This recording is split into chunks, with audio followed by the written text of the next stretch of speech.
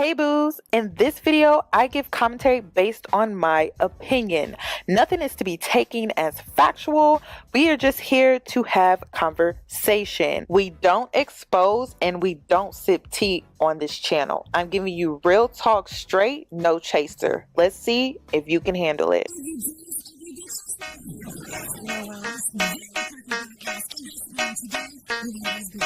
Cause I'm a boss.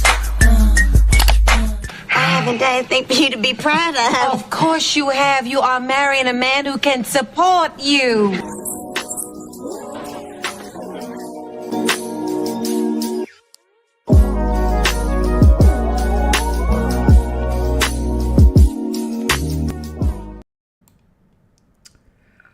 Good afternoon. So I'm so excited. I'm excited because yesterday on Wednesday, I went to this all women's spiritual circle. Y'all, it was the best experience ever. It was low key, it was chill, and I got to exchange my energy with spiritual women. The feminine energy was just amazing, and I felt like I got recharged. So if you feel me glowing, that is why. You have to create community, and if someone invites you, take the invite. Don't allow past negative experiences with women stop you from meeting people that are truly on your vibration and your frequency, because I'm telling you, girl, that was the best experience ever. I felt seen, I felt appreciated, and I felt valued. And it was just an energetic exchange. So don't give up on meeting your community of women, because it's necessary. It's needed, especially in these times with the world just looking crazy. You need that exchange. You need that charge. Okay. So if you get an invite, we're taking the invites. And when we take the invites, we're going to be open-minded. We're not going to have any expectations. We're just going to allow the wind to take us wherever it wants us to go. And so somehow I ended up there, y'all. I ended up meeting a subscriber. Jasmine, if you're watching, hey sis. It was nice connecting with her as well. So it was just a really good experience, okay? So let's get into today's topic. The yellow couch is back. And hasn't even been a week. I did that video last week. And the yellow couch is back on our timelines. And I'm just like, at this point, just stay off the yellow couch. We don't need any more yellow couch story times. And then also, I want to make it known too, because a lot of times, and I already saw someone make this comment in the chat, a lot of times we like to focus on the man.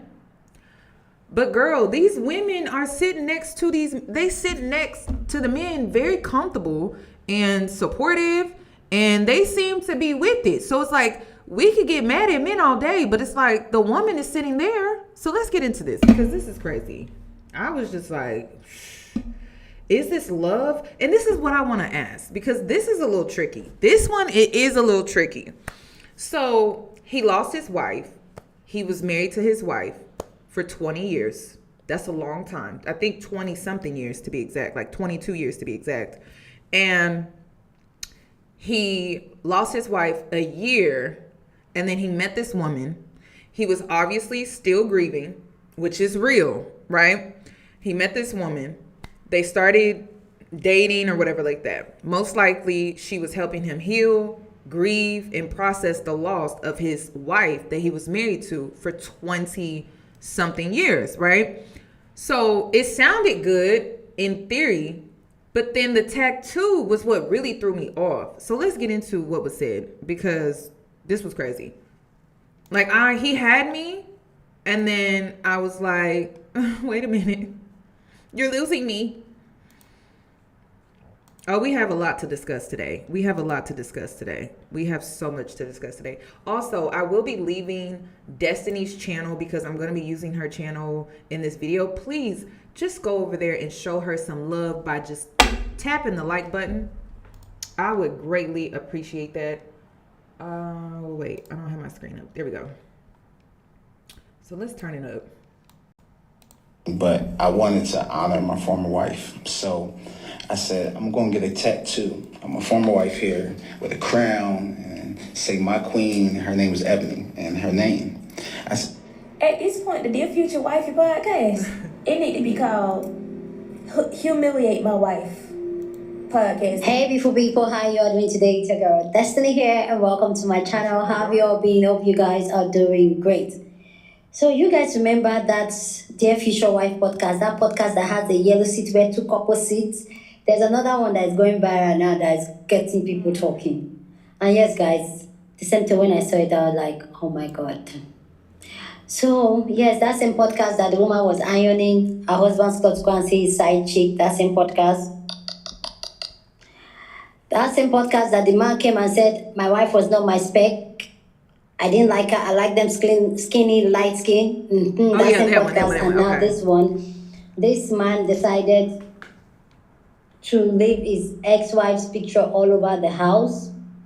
Decided to get his ex-wife's tattoo on his arm, even though tattoo was not his thing. And also he went on to say that he was testing his new wife to see how his new wife was going to react. This podcast is really running, like really opening a lot of things. And a lot of time people are like, if that is what the Lord, they're bringing God into it, saying God is the reason why they stay and take all this kind of things.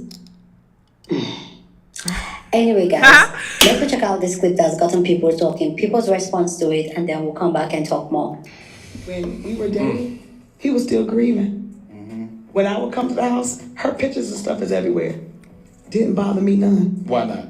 Because I understood, Siobhan, though this is your husband, he still got to go through his process. And how do I look saying, all right, let's put away her memories, I'm here now? That would be so silly. 20 years with this woman, that's not going to just leave you. So I honored her too. And if he could discard her that quickly, it's setting the precedence of how quickly he'll be able to discard you. I guess you can call it a test too. When we was dating. Okay. First thing I said, well, I've never been into tattoos or anything, but I wanted to honor my former wife. So I said, I'm going to get a tattoo of my former wife here with a crown and say my queen, her name was Ebony, and her name. I said, how would you feel about that? Because you would have to wake up to that every day, seeing that. And psychologically, for a woman, that's many not going to do that. No. I don't care how you've been. How anointed, saved, whatever you were. You're like, hold on now. That's just too much. She said, no, you've been with your wife for 22 years. She's like, of course, you honor her. Because I didn't expect that response. This is crazy. But it was like a test, like, okay, all right, I can move forward with this. Did you get a tattoo? Yeah, I got it. Yeah. And I watched him get it. She was right on FaceTime. She was coming from preaching at the airport, so in between her layoff. Y'all not right. She laid over. She was watching. I said, I love how you honored her. That made me look at him in a whole nother way. This man is integral. And he didn't take pictures down. The church, I'll be coming into it, because remember him and his wife, they pastored. Pictures of them. He didn't take the things down. I didn't force him to do it until he was ready. How'd you know he was ready to take it down? Well, one, I understand feelings. We relaunched. Wait a minute. Now, I'm going to be objective. She was agreeing to everything that he was choosing to put her through.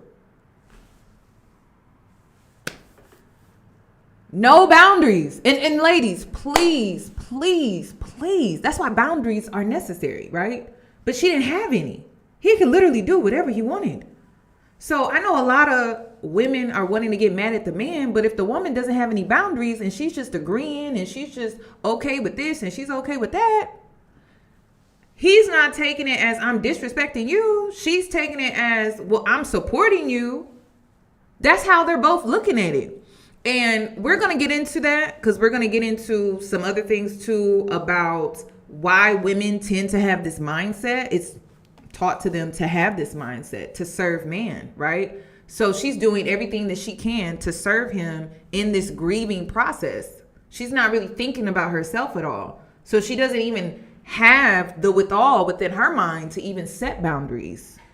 She's just going along with whatever he needs at that time to serve him and honor him in that way as he continues to honor his ex-wife.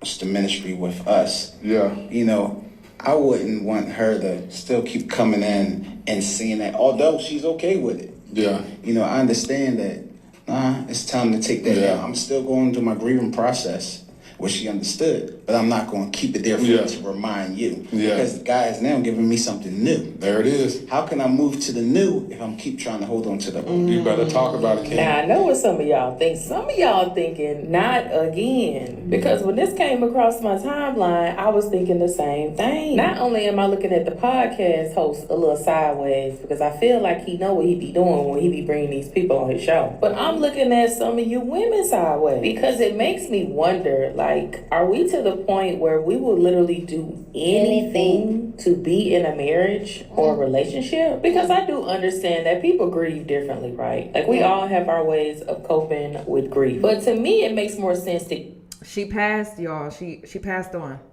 get past the grieving stage of your ex-husband or ex-wife before we move on to the next phase of being with your next husband or wife. Because you mean to tell me, out of all the ways you could honor your ex-wife, which was the mother of your children, you felt, oh, I'm not into tattoos, but let me get a tattoo to honor her that says my queen, her name, on my shoulder while I'm married. And I'm really looking sideways at this man because his response to why he took the pictures down was because he understands people's feelings. That should have been the thought process before you got that tattoo, though. And that's what's throwing me off is his mindset is he wouldn't be okay with that. So say if the roles were reversed, he would not be okay with that. And that's the thing that's just so interesting to me about men and how selfish they think. If you know you wouldn't be okay with that, why would you put her through that? Because you wouldn't be okay with that. That's what's so weird. And these are the good black men, y'all. Like, these are the Christian pastors, the preachers, the deacons, the ones that go to church every Sunday. These are supposed to be good black men. But it's like, why would you even put her through that if you know you wouldn't want to be put through something like that? Because you have feelings. And so you would want her to consider your feelings if the roles were reversed. So why are you not considering hers? And then she's not requiring you to consider her feelings at all. She too busy trying to get picked. That's it. She wants to be the next first wife of the church. So it's just a mess all around to me. See, I think we really need to normalize treating people how we want to be treated in these relationships. Exactly. Because I'm willing to bet that he would not be okay with her tattooing her ex-husband's face on her arm and saying, this is my king. This is how I'm going to honor him. Child, make it make sense. If it refers to you, then it refers to you. Yeah. And a hit dog will holler. You call it a test too. But I wanted to honor my former wife. So I said, I'm going to get a tattoo. I'm a former wife here with a crown and say my queen, her name's Ebony, and her name. I said, how would you feel about that? Because you would have to wake up to that every day saying that. Did you get tattooed? Yeah, I got it. And I watched the kids. At this point, I hope to put a 300% tariff on microphones because the only time you guys want to sit in front of one is when a woman is being humiliated and embarrassed. Every week it's the same thing. Some couple where some married woman is talking about all she sacrificed in order to be a wife. And if the single women in the audience wouldn't put up with what they put up with, then quote unquote, that's why you're single. It's one thing if he already had the tattoo and he was married for 22 years and you're like, you know what, I can't worry about what's already done. But the man got the tattoo with you right there. Listen to me when I say this. And I'm talking to the young women. Listen to me when I say this. I'm wise for my age. And I listen to older women who've been married for 30 something years complain about how their husband has gotten old, mean, and grumpy. And when I listen to them complain about the old, grumpy man that they're married to, they created that man. Yes. How you enter that marriage, that's how you leave in that marriage. So if you don't have no high standards, you allowed him to do this, you allowed him to do that. And men tend to get old and grumpy as they age because they have more estrogen in their bodies. They go through what is called male menopause. Look into it. And so they start to eat sweets. They become addicted to sugar, y'all. They eat sweets. I'm talking, they act like little 16-year-old girls who just started their menstrual cycles. I cannot make this up. And women are not really talking about this, but I'm going to talk about it. So they're sitting up and complaining about the old grumpy man that they married, but the whole time they spoiled the man throughout the entire relationship. So of course, and you know what they complain about? Oh, he don't want to do nothing. All he want to do is sit around, lay around. He don't want to go out. He don't want to even take me out and go to dinner or at least catch a movie. He don't even want to go out and just have fun and just do this and to do that. He just wants to be old and he just wants to lay around and not do nothing. That's all they be complaining about. And I'm like, so prior to him reaching this stage in his life, you never required much of him. So that's going to be a continuation of that. You can't expect for him to get older and just expect for him to miraculously just be this different person. Not everyone takes on aging the same way. So I'm telling you now, if you start that relationship, if you start that marriage and you don't require much of him, don't expect much of him later. And when I mean much, sacrifice. Him taking you out and planning a date in old age, in retirement, that would be considered a sacrifice. Selfless, meaning he's only thinking of you. That's it. He's not thinking of himself. He's not thinking of the family. He's only thinking of you. If you don't require that, oh, girl. So a lot of these women get into these marriages sacrificing because they're in the mindset of proving they're worthy and they'll make a good wife. And you're not thinking about how you really setting yourself up, because you're creating a man that's going to be entitled, who feels entitled to certain treatments, entitled to certain ways that you do things for him. Like, it gets worse with age. It does not get better. And so if you sit at the right tables at some of these weddings, if you sit at the right tables at some of these retirement parties, and if you sit because I've been outside and I've been listening to the older women, and they are complaining about men aging. Seriously, grumpy, old, and mean. Just nothing to look forward to at all. And they don't want to do anything with their lives when they retire. They just want to lounge around and do nothing all day. And it's like pulling teeth for them to get out the house to do things like travel, go to the museum, go see a movie, go do a hobby or something like that. I'm just telling you. So how you enter that marriage, and a lot of these women can't say they were bamboozled, because I'm like, well, you catered to every little thing. And so they expect for you to continue to do that, even when they get up in age. There's a continuation of that. And you know what I'm seeing? I'm seeing women when they get up in that age, and I'm saying like towards, I would say this, when they turn like 60, the wives start to neglect the husband. They don't want to go home. They be hanging out. The man is at home. Because again, the man don't want to leave the damn the house. So the woman is always going to the family gatherings by herself. And everyone's wondering, oh, where's such and such? Where John? Where he at? And he's still at home. And he's like, hey, bring me a plate when you come back. It's literally like that, y'all. So if you don't require things in the beginning, y'all, it's going to be hell to pay when he starts to age and he gets older.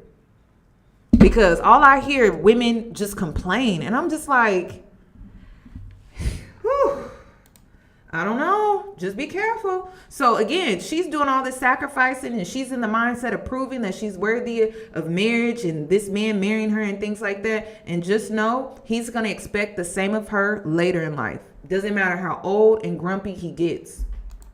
Why didn't he decide to get the tattoo in the 22 years that he was married? Why did he wait until he met you to finally get the tattoo? Because like he admitted, it was a test. He wants you to know that she is the number one love of his life. He had you coming into his life knowing that you were second and that you always will be. He said he wanted you to wake up every day to see the tattoo of her, to remind you of your place in his life. If he knew he needed more time to grieve, he should have told that to you up front and asked you to give him more time. Why is it always the man talking about all the humiliation that his wife was willing to go through in order to become his wife?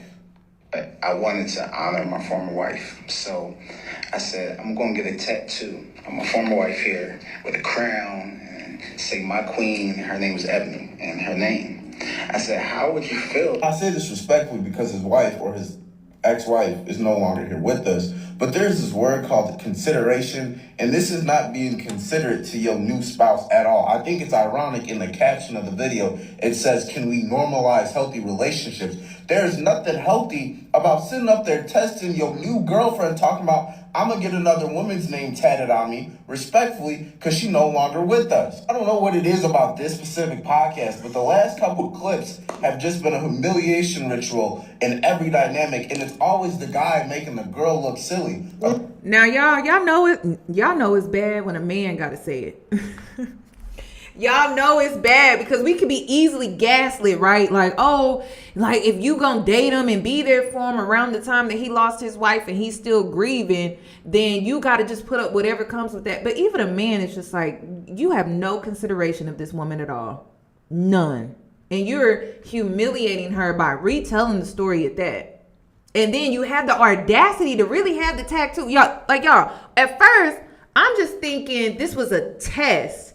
But he actually got the tattoo. Crazy. A couple weeks ago, we had our brother sitting up here talking about how he had cheated on his fiance the day before they got married. And then in the video, the new wife is talking about how she was helping him cheat. I don't know what y'all got going on, but it is not healthy. What you feel about that? Because you would have to wake up to that. That's a mess. Seeing that. I don't know if I'm missing something because I'm young, but where's the accountability for the lady? Because these will always do what they want to do and always do these heinous things. I get that, and I'm the first to call out. But at some point, where do we draw the line? Because this woman is like a representation of like grown women who are still in cycles of like low self-esteem and letting things slide. And we could blame it on religion or different aspects of it, but where do we draw the line? Because she represents a generation of women that may possibly be bringing up another new generation of women who repeat the same cycles of low self-esteem, making bad decisions. Where's the accountability of it all? Because we can always say, like, these people shouldn't be doing these things to us, which is extremely true, and we need to do everything we can in order to... And have ladies figured out that men prefer women with low self-esteem because they get their way? There's no pushback. You're just a doormat. They can do whatever they want. Have you came to that conclusion that your self-esteem creates a backbone? Yeah, that's what it does. It creates a backbone. So then you don't bend over and you don't overgive. You don't overdo to the point where people are just taking advantage of you. So, and I'm talking about emotionally. I'm talking about physically. I'm talking about intellectually. Your self-esteem is your backbone. And when we see women in situations like this, you don't have a backbone and you have very low self-esteem. You don't think highly of yourself. You don't even think that you deserve to be in a better situation. So you feel like this is the best you're going to get. And so you force things because she could have met this man and knew her worth and had a decent level of self-esteem and could have been like, you know what? I'll be here at a distance as you grieve, but I can't be involved with you like that while you're still trying to process everything that you got going on in your life. And stepped off. But a woman with low self-esteem is going to step into the situation to prove that she's worthy and deserving of this man instead of allowing him the time and the space to just grieve in his own time. That's it. So it's like we could be mad at the man all day, but it's like the woman is willing to tolerate and put up with it. Hey, who am I to say anything about it? But I could never. And the reason is because I have a high level of self-esteem. I would never allow a man to dump the loss of his wife that he was married to for 20 something years, put it on me, put it on my back, and make me carry that on my back as a form of support. And then he's testing me to do it. That just literally creates the foundation of what that relationship is going to be like. I'm going to have to put a lot of things on my back and carry it emotionally. And what a lot of women don't understand, emotional tax is real. It affects your self-esteem. It can create more insecurities. It can also affect your mental health. A lot of y'all overlook emotional tax because men don't value it. They don't value it, but they're willing to dump their problems on you and expect for you to take on their problems as if they are your own and carry them for them to help them and process that. But because it's not tangible, it's not something that they can see as tangible, right? They don't value what they can't see. But they're utilizing it though. So it's up to you as a woman to draw that boundary to force them to value that and appreciate that. But when you don't have a good level of self-esteem, no backbone, they're not going to see it that way. You're not forcing them to see it that way. So again, we can get mad at men all day, but it really does start with us. It really does. She could have said no. She could have walked away. There was a lot of things she could have did, but she didn't do that. Make sure that they're not doing these things to us, but where do we leave from when they do these things to us? Why did she stay? I need to know her reasoning. Us, you know, I wouldn't want her to still keep coming in and seeing that, although she's okay with it. Yeah. You know, I understand that, it's time to take that. Yeah. I'm still going through my grieving process, which she understood, but I'm not going to keep it there for you. In a nutshell, this is all so exhausting. My conclusion to the whole situation is I believe that he probably should have waited a little bit longer. Ladies, I keep trying to tell y'all that the reason why men don't wait is because they don't like being alone. They project loneliness on you. They don't like being alone, even if it's just for a year. If you literally lost your wife, someone that you was with for 22 years, and you couldn't stand being alone any longer. So you just grabbed the next woman that came along and then you leaned on her. Men don't like being alone. I don't care what they come on here talking about. They don't like it. Why do you think they go through all of these different women? Why do you think you feel the need to get a roster? Because they have a roster. Because they don't like being alone. So even when you're imitating them and you're trying to keep up with them, you're doing it simply because of what they can't deal with, not versus what you can't handle. They don't like being alone. And ladies, when are you ever really truly alone though? When are you really truly ever really alone? Are you alone at the gas station? You alone at the grocery store? Are you alone when you walking down the street being catcalled? Are you alone when you at the car wash? Are you alone when you at the laundromat? Are you alone when you go to the pool? Are you alone when you go to the gym? Are you alone when you go to the sauna? Are you really alone? Are you really ever alone? No, you're not. You're not ever really alone. Unless you just don't leave your house, you're never really alone. Ever. Ever, ever, ever, ever. I don't know where ladies got that from. There's always somebody around bothering you. You could be minding your damn business. Y'all, I have had earplugs in and I still have people trying to bother me. Literally. And then people will literally just try to bother you to take advantage of you, to hustle you. Literally, you're never alone. Men are alone. When men step into elevators, what do people do? Grab their purse, clutch their pearls. When you walk into the elevator, people are making room for you, making sure you're accommodated and everything. It's a totally different experience. And this is what I need ladies to understand. When you truly decenter men, like subconsciously, then you'll stop taking on what men are telling you your experiences are. A man can't tell you what your experiences are. They're not a woman. You are. So how can you take on what they're telling you and what your experiences are in the world when you have your own experiences.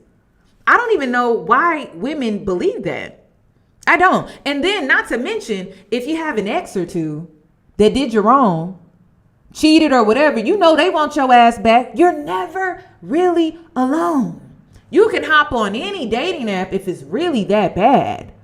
I mean, even if it's just for a little one night stand, would it be hard? You would have an option. You would have options just like that. You down to just have a night? Girl, how many choices do you have? A lot of choices. A lot of choices. You could go to your Instagram DMs. You could go to your TikTok DMs. Hell, you could even go to your YouTube comments. Are you really ever alone when you're a woman? The answer is hell no. They are though. They are always alone. No one is ever rarely approaching them like that. You have to turn down people approaching you probably consistently compared to men not being approached at all. So please decenter men and stop confusing their experiences for yours when you're a woman and they are a man. And when you leave the house dressed as a woman, they leave the house dressed as a man, and they have a totally different experience. I don't know why women believe that. Like, it was always delusional to me. I'm like, I wish I was alone. I wish.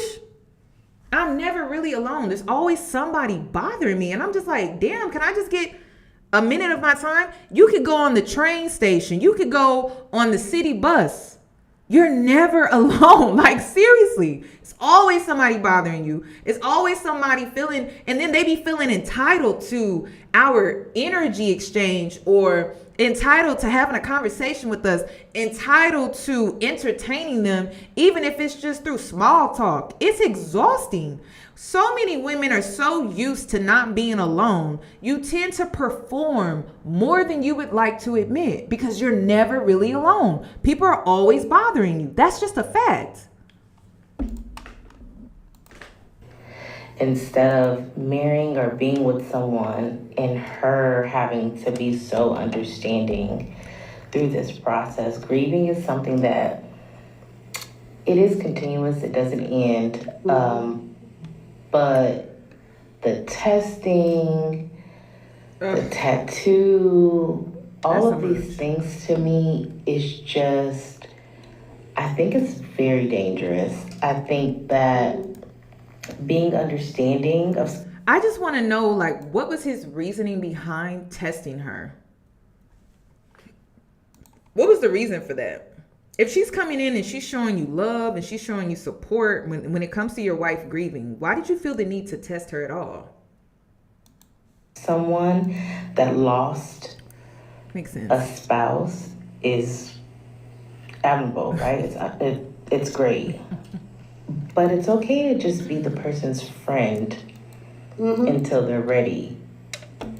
Instead of like being their partner, and I don't know. I mean, I hope you understand what I'm saying. It's just exhausting. At this point, the Dear Future Wifey podcast, it need to be called Humiliate My Wife podcast. Because what are these people doing? I just saw one video where this man waited till he got married to his second wife, I guess, his new wife, to get he said something about he was getting a tattoo of his former wife so she could wake up to that every day. That's crazy. What? Like, these the men we marrying now? What? Goodness, we gotta do better. It is not a punishment to be single. Single is not a curse. Have y'all read Tony Gaskin's book, Single is Not a Curse? Please go read it. Single is your time to focus on you. Single is your time to be loving on you, to be building a relationship with God, to be doing the things you love, to be understanding your value, your worth, so you don't be settling for bummy men like that. Men who think they can just play in your face and you take it. The only reason why you taking it, the only reason why you accepting it is because you don't know your value, you don't know your worth, you don't love you, baby. And that's why you settle for men like this. And we're going to talk about what your worth is today. By the time this live ends, you going to know what your worth is today. Because you know what? It's not really taught to women. So we're going to talk about the golden womb. It's not talked about. We do not educate women on this. We have been reduced to Bible scriptures. We have just been reduced to servitude. We have just been reduced to give. I'm going to actually share with you what your worth is. And unfortunately, it's not money. It's not sex. It's not any of that. So we're going to get into that here in a sec. Trust me, I've settled for these type of men. Why? Because I didn't love myself. Because I was unhealed. Because I was looking for love in all the wrong places. Stop settling for these bums. And then staying in it to suffer, thinking that's what God wants. Y'all love bringing God in mess like this. Baby, God didn't do this. Satan did. Oh, Lord, at this point, God, please keep these type of men away from me. I cancel that podcast immediately. It need to go. If the Dear Wifey podcast isn't the definition of toxic, then I don't know what is. Because what do you mean you got a tattoo of your ex-wife while you were dating and trying to marry your new wife? You can call it a test too. When we was dating, first thing I said, well, I've never been into tattoos or anything, but I wanted to honor my former wife. So I said, I'm going to get a tattoo of my former wife here with a crown and say my queen, her name is Ebony, and her name. I said, how would you feel about that? Because you would have to wake up to that every day saying that. And psychologically, for a woman, that's really not going to do that. Did you catch what he said? He said he was not into tattoos. Then why would you want to get a tattoo now? This man didn't get a tattoo while he and his ex-wife were dating. He didn't get a tattoo while he and his ex-wife were married. He didn't get a tattoo while he and his ex-wife were separated and divorced. He waited until he was in a whole new relationship with a new woman to get a tattoo of his ex-wife. Make it make sense. You can't, because it don't. Notice he mentioned the sex. Yeah, that is weird because it was a year after his wife passed, and then he got into this relationship with her, and he could have gotten that tattoo before. And see, I would feel a lot differently if the tattoo was done right after her passing, or right after, maybe like 6 months in. Like I would, before meeting her, I would be like, all right. Because at that point, what's done is done. Then at that point, as a woman, you would have to choose, is that something you would want to see every day? But most men don't want to see another man on your body. So that's just me being real with you. Most men wouldn't go for something like that. So it just seems like he knew what he was doing, and it was premeditated, and it was to see if she would still stay with him. I don't know. It was weird. It was weird. And I think a lot of men, I feel like all men test you to see what they can get away with you. And one thing I've learned about men is men try women who they know they can try, and they don't even attempt to try women that they know they can't try. So if you're the type of woman that a man is always testing you, he's always trying you, there's something you doing, you're carrying yourself in a certain type of way to where he could even get away with that. Because one thing I've learned is men don't try it with me because they know better. They know better. I'm like, you stupid if you was to do that, because you're going to end up blocked. I don't play games like that.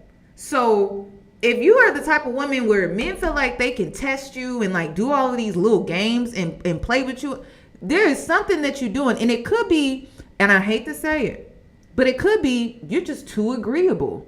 You're just too laid back. You're go with the flow. You are too understanding. Yeah, it's stuff like that will have men thinking that they can play with you like that. And a lot of times you would think, oh, these are great characteristic traits. Not when it comes to people who want to get over on you. And if they're testing you in that way, it's because they feel like they can. Men do not try things with women unless they truly feel like they can. And the reason is because a lot of times you'll get into relationships with men and you'll come to the realization that they never liked you. They only studied you and they mirrored back what you wanted. That was it. They didn't like you like that. They only got with you because they studied you. Then they approached you and just mirrored what you wanted. That was it. So men know. They know who they can try with, and they know who they cannot even try it with. They know. Psychological toll that it would have taken on his new partner, that goes to show you he thought about it.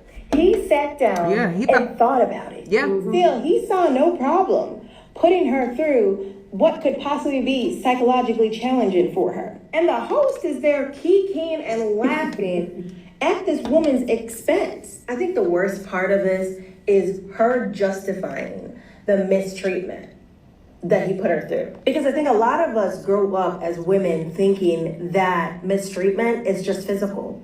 But that mental stuff, that mental stuff be hitting, okay? When we were dating, he was still grieving.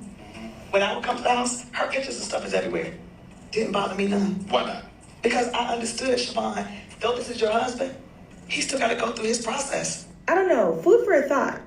But if a man is still grieving his past relationship, baby, he is not ready for a new one. Hear me out. I don't care what a woman looks like. I don't care what kind of physical attributes of society that a woman does not fit into. No woman deserves to be treated like this. No woman deserves to have to go through and navigate hard and struggle and pain in order to say, I have a man, or I have a relationship, or I'm in love. This don't make no sense to me. You know, with every clip that I see of the Dear Future Wifey podcast, I am reminded of one of the many reasons why I denounce Christianity altogether. And it's because I do not like the conditioning of women in Christianity. I don't like it. I don't like how Christianity as a construct romanticizes the struggle and suffering of women, especially when it is in proximity to servicing a man. I can't stand that. I don't like the concept of praising a woman for sacrificing so much and suffering through her husband's antics in a way that he would never suffer through if the shoe were on the other foot. Girl. What the hell? If your wife was mourning her husband who just passed, and she came to you and said, babe, I want to get a tattoo of my deceased husband's name on my arm with a crown on top. You mean to tell me you're going to be okay with that? If your wife came to you and said, hey, babe, do you mind ironing my dress as I get ready to go see my side piece? You're going to pull up the ironing board, ready to go? Oh, and I get it, these are extreme examples, but like, even on smaller scales, I don't like that Christianity does not preach to women self-preservation. Oh my God. Yes. Not giving so much of yourself to the point of self just depletion. I don't like that is the message. I don't like the message is instead to give in ways that are unhealthy to a man. And it goes back to my original point. I said that religion does not teach women self-love. It teaches women self-sacrifice. That's it. It does not teach women self-love. And when you don't have self-love, you will suffer in this lifetime. You will suffer and you will sacrifice and then you will die. And I'm being so for real. And it's cutthroat like that. You will suffer and you will die. That's it. And then you will not reap any real rewards. But that's just the truth. Because when you love yourself, and I mean like really, truly, truly, truly love yourself, not just based off of your light attributes, but also your shadow side. Because you're human. So your mistakes. Forgiving yourself and not living with regret because you love yourself. Your love is very unconditional for self. You are not going to allow yourself to go through certain things because you love yourself. So when religion is not taught from self-love, it's based off of servitude and sacrifice and then romanticizing it, you're just going to be suffering your whole life. And you got to ask yourself, would God want that for me? I mean, wasn't that the whole reason Jesus came down and died on the cross for our sins so that we wouldn't have to suffer? the whole purpose and reason for that? So why are you still suffering? It's the lack of self-love. And I just need religious women to understand that. It's the lack of self-love. It's how you're choosing to operate in your faith, how you're choosing to operate in your belief system. You don't have the self-love. That's it. That's it. That's all. I don't like it. It's not healthy, and it has Christian women out here thinking that the key to being honored by God is to give this man parts of you that should nobody have. But you know what? I digress. Please go ahead and share your thoughts. Love to know what you think about this. Make sure y'all go and check out Destiny's channel, y'all. I'm going to go ahead and leave a link. Just go over there and just like the video for me. I would greatly appreciate it. I'm going to leave a link after this video as well. Show her some love for bringing us the content, okay? So I'm going to go ahead and switch gears here for a sec. I want to pull up... Hold on. Did I get it? Let me see. Because today, y'all, it's only Christian men today. So, and we need to talk about this because this is so interesting to me. Let's get into your womb and what your worth is, because a woman's worth is not really taught to her. We're very disconnected from ourselves, and it's because we are taught to serve, and the way we are taught to serve is from control, and it requires you to be disconnected from yourself. It's very similar to being a slave. It's to be disconnected from your identity. It's to be disconnected from your ancestral knowledge. And so she's going to break down. She did a fabulous video. Please also go and like her video as well. It doesn't have that many views. It doesn't have that many likes, and it's really sad. But she goes into explaining the history, the ancestral knowledge that comes with your womb that's not really taught and passed down from one generation to the next. So like we have literally gotten lost when it comes to who we really are as women and what we really bring to the table. And you have men that ask us dumb questions about that, and they should know, but women don't know. So let's see what she had to say. She talks about the golden womb. You are an extension of the womb of the cosmos. Your womb is an extension of the womb of Mother Earth. Your womb is connected and is an extension of the one womb of your entire lineage, beloved. That is how powerful, how magnanimous, and how expansive you truly are. Your womb is inextricably linked with the source of all life. Your womb was once connected to the original mother, the first womb on planet Earth, meaning that you are connected to every woman who has ever lived.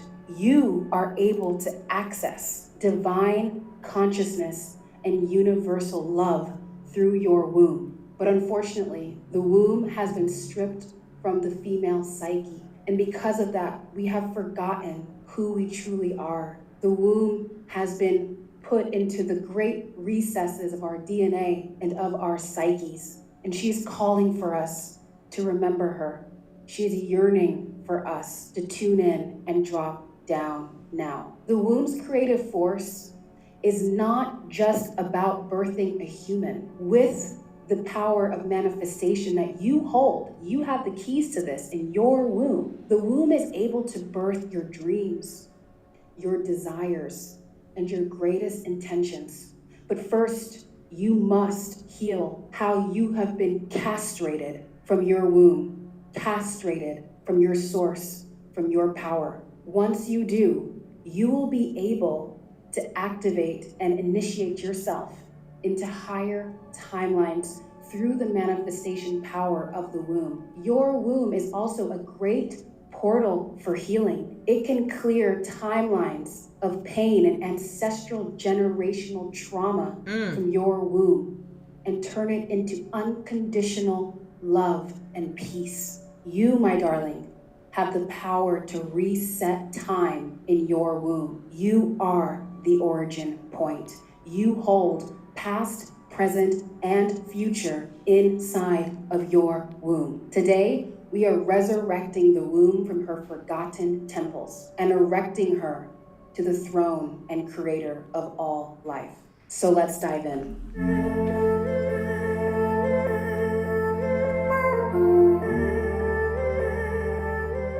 Hey Creatrix, my name is Carme and welcome to my channel.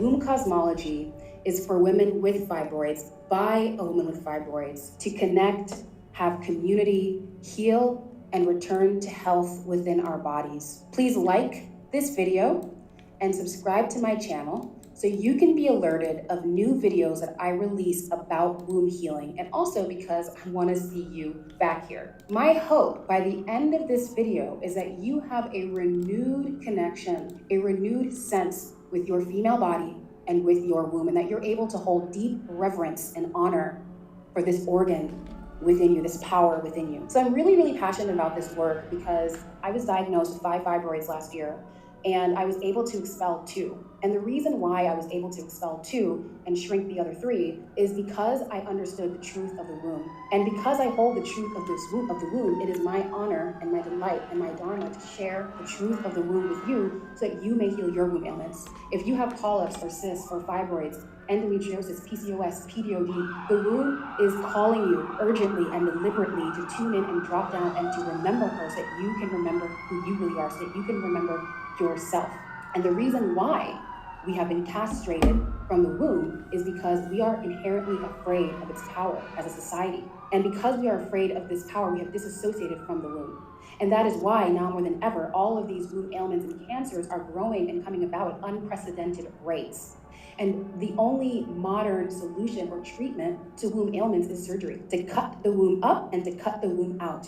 But the womb knows that we are in great, great danger. We are in danger of completely cutting and castrating ourselves from womb consciousness forever. And we can already look at societies that have done that. We can look at India that kills its girls, or other countries like China who did the same thing. What is the resulting factor of these countries? It is utter and complete chaos. Women, we hold the order. And if we are forever castrated from our wombs, we are forever castrating humanity. I want that to sink in.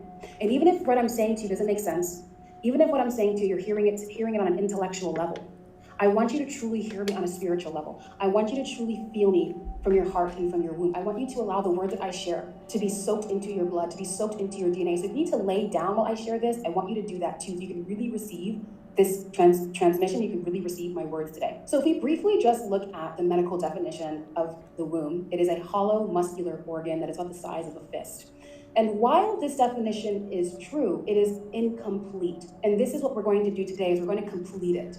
And we can look at that definition and really see that it is a result of a patriarchal lens and a patriarchal consciousness. We know the history of women being subjugated and told that we are just baby-making machines and that we make babies for men. Well, let me tell you, honey, your womb is for you. Your womb is for your power, and you get to decide how you get to use it. So on top of the womb's baby-making function, the first thing I want you to know about the womb is that she is a portal. She is a divine manifestation of source energy. She is a miraculous blending of spirit and matter. She is a stargate portal that brings spirit into form. She is multi-dimensional, which makes you multi-dimensional. Your womb is quite literally a physical embodiment of the feminine face of God. And I know this might sound triggering to some of us, because when we say that this is a divine manifestation of the feminine face of God, that means we have to reclaim the goddess that lives inside of us. And a lot of us have a God wound. And I think a lot of us are afraid to drop in and drop down to the womb because we've been so disassociated from it and because it's been violently stripped from us. And it's going to be really important that as you journey back to the womb, that you offer yourself grace, that you are slow and patient with yourself, because she's holding a lot for generations that has been untouched and unmetabolized and unprocessed. When I work with my clients with the womb, I know that I'm trauma informed. It's really important that we honor how deeply afraid we are of the womb and how this is a very vulnerable space for us to return to. But I think of Emma quote, where she says, "Fear is a natural reaction when moving closer to the truth. And the truth is, beloved, is that your divinity lives inside of your womb. Your power, your source, your God energy lives inside of your womb. This is why the patriarchy has been really invested in us forgetting and us being in amnesia, of us being afraid of ourselves. Because even when I go into the womb, or when I've traveled to the primordial mother, to the great archetypal mother, I felt, oh wow, I shouldn't have this much power. I shouldn't have access to this. This is wrong. But it is not wrong for me to have access to that power. It is not wrong for you to have access to that power. And with womb healing, you will be able to clear your womb and return to that divine archetypal primordial mother within you. Now, one thing that I want to make this connection to, Black people can relate to what she's saying, because the patriarchy benefits off of us being disempowered within ourselves. But it also benefits from women as a whole being disempowered within themselves. And one thing that you will quickly learn when it comes to the patriarchy is whenever they want to oppress a group of people, or they feel like they can't oppress a group of people, they lynch them or they burn them at the stake. So there is a consistent pattern of this. If you were to rebel up against the system by using what is your natural power that you were born with, then you will be lynched or you will be burned at the stake. There's a consistent pattern of that. And you have to start questioning, why is that? Like, what is it about me and my natural abilities that I was born with, that I was given to by God? Why is that such a threat? Why is that always such a threat? Because it doesn't support the system that we live in. And it keeps certain people in power, and then it keeps us disempowered within ourselves. So just keep that in mind as well. You'll see a parallel when it comes to that. I also really love Marianne Williamson's quote, where she says, "We were born to make manifest the glory of God that is within us. It's not just in some of us, it's in everyone. You are worthy of being in your divinity, beloved. You are worthy of being sovereign, and you are worthy of being whole. And that is the power that you hold when you reclaim the womb." So lastly, the womb is a passageway. It is a vessel. It is a place of transport, and you hold the key. And like I said, you can travel to other dimensions and even access your own Akashic records through the womb. So this brings me to number 2. One of the secrets of the womb is that it holds all of your Akashic records. Now you might be asking, what is the Akashic records? Well, it's essentially a non-physical realm that holds the information of all your past incarnations. So I experienced that myself when I was working with my womb healer. She told me, you have access to all of your Akashic records and you heal your womb. I would go to an Akashic record reader back in like 2019, and he would read my Akashic records for me. But now that I have fully reintegrated and have become one with my own womb, I've traveled between all my different lives. I've been in past, present, future. I've been everywhere in my womb, and you have the power to do that as a woman. All those different dimensions live inside of your womb. So the third secret about the womb is that it is connected to the astral realms. So you're probably wondering, what is the astral realms? Well, the astral realms are essentially realms beyond this one. Realms beyond the 5 senses that we can see, touch, and feel. And you, as a person, as a human, have an astral body. And so you've probably heard of like astral projection, and people talk about this when they travel in their dreams. And that has happened to me many, many times. I have been able to travel and see my friends when I travel. Like I'll be sleeping and I'll be going to visit my friends, and they'll text me like, "Oh, I was doing this." And I'm like, "Oh, I was there. I saw you last night." Right? Like I have astral traveled through my womb so many times, and the womb is connected to the astral travel. Actually, you can astral travel more when you are menstruating. And that is a little secret here. That is why if you are cycling with your sisters or with your friends, you can astral travel with them because you're both synced up. That is a secret that nobody knows. So I'm telling you that. I don't know if you guys are familiar with Honey Pot Co., but she has a whole business, a feminine hygiene business, where she shared the story that her grandmother visited her in her dreams, and that's where she created an entire vaginal wash that she now sells all over Target. That is the power that the womb holds. You can access the stories and the wisdom of your ancestors in your womb because you can access those other realms. And you can see that now she is very financially successful. And so your womb, once you clear it, you also have access to more abundance, more possibilities, more potentials through your womb. So the last thing I want to talk about is the creation process.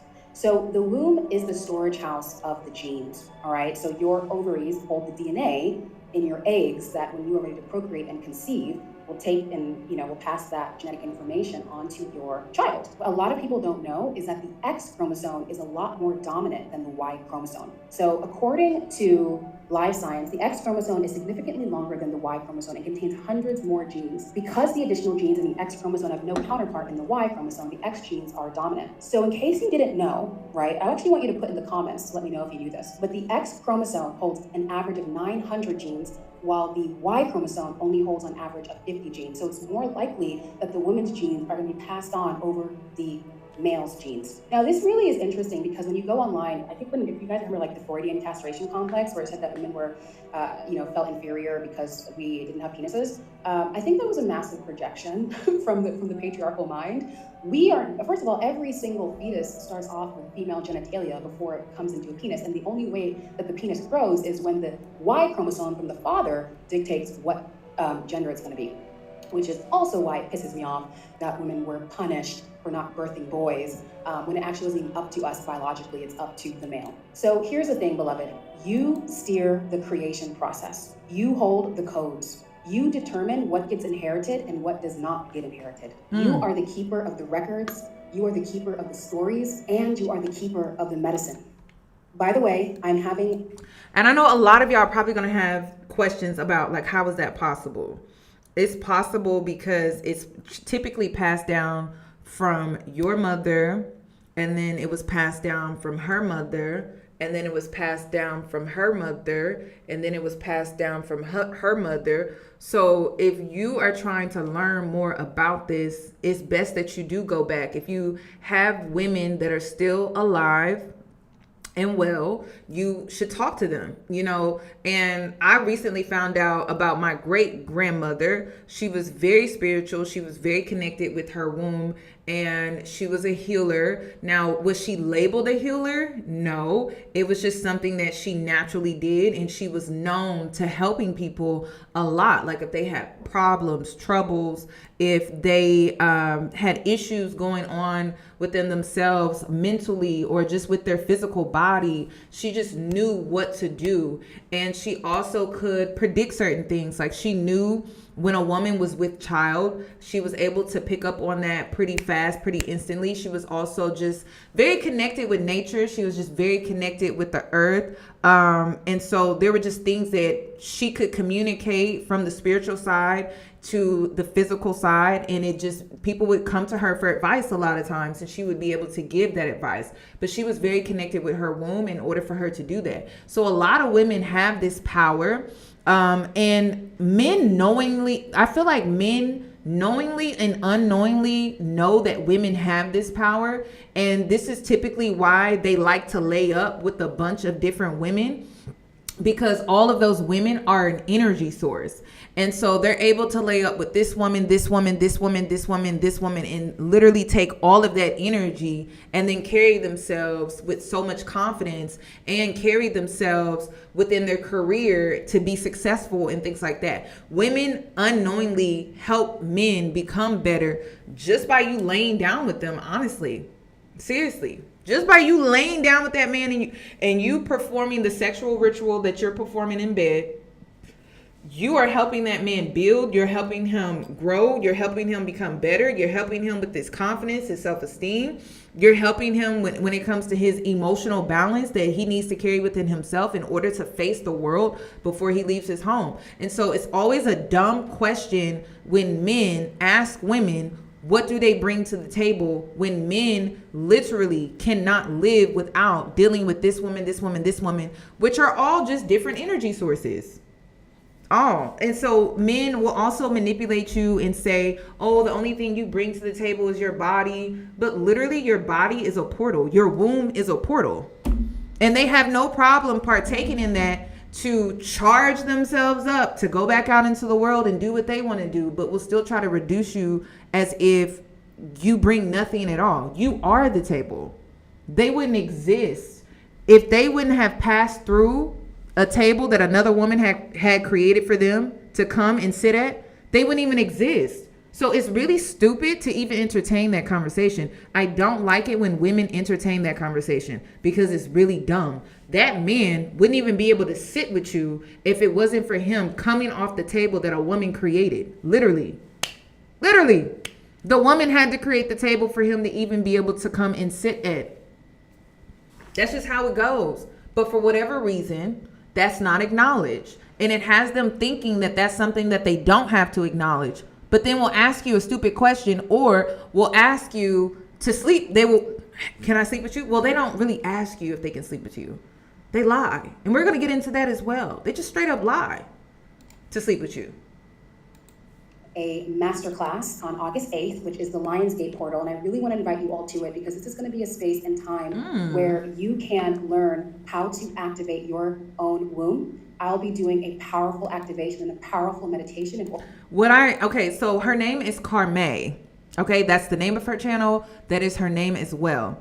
And what I want to see more women do, I want to see more women become self-preserving and selective when it comes to their womb, the healing, the manifesting, the creation, even when it comes to your kids and you passing down legacies, like becoming more selective about that. Because first of all, we have a generation of men who don't appreciate it.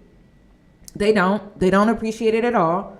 And they continue to take advantage of it while not appreciating, which is what? That means that man does not respect you, doesn't respect you as a woman in your natural, rarest form, without the makeup, the weave, and the hair, as much as they complain about that stuff, but then they still don't respect you at the core of who you are in your existence. So becoming more selective about that. Okay? And we have the power to change it. We are the culture as well.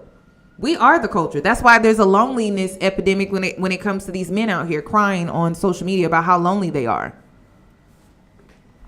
So everything that's been told to you is really told to you in reverse. And the reason why it's told to you in reverse is because it's just manipulation. Okay. I'm going to leave a link to her channel because her channel is just God sent, y'all. Okay. You need to go check her out and you can learn a lot from her. Okay, because I feel like there's something else that I wanted to talk about. Okay. And I wanted to bring in some other women too, because they also explained it. This is not talked about in womanhood. We don't talk about it. You want to know why we don't talk about ourselves enough? Because we're always talking about men. That's why. Hold on, let me show you. This woman too. Some of you have the golden womb and you don't even know it. What do we call the golden womb? Us spiritualists, healers, etc., call the golden womb the women that are able to upgrade the men just by sleeping with them. Just look at your history. Look at the history of the men that's been with you. If any man that's been with you start doing better after being with you or while being with you, you have a golden womb. That's not everybody. Some women suck men dry and they have like what we call ensemble. But a lot of you, if let's say you were dealing with a street pharmaceutical rep, and since that man started dealing with you, he started moving more weight and he started doing better and better deals and more money coming to him, you have a golden womb. Something bad was supposed to happen, whatever, and he got divinely protected some way, somehow, while being with you, you got a golden womb. The person just glow up. You can see him glowing. He looks better. You know, the way he just everything, his skin, everything. You have a golden womb. A lot of you guys are, I don't know, walking, talking, eating, what we call eating, good fortune. And you're giving it away by sleeping with people that don't come back and thank you for it. But giving it to the wrong person. Giving it to the wrong man. Okay? So just look at yourself and look at your history and how the men that have had the privilege of sleeping with you, how good they do in life while they are with you. You know, life and business and everything. Just look at that. Just look at that. Just pay attention.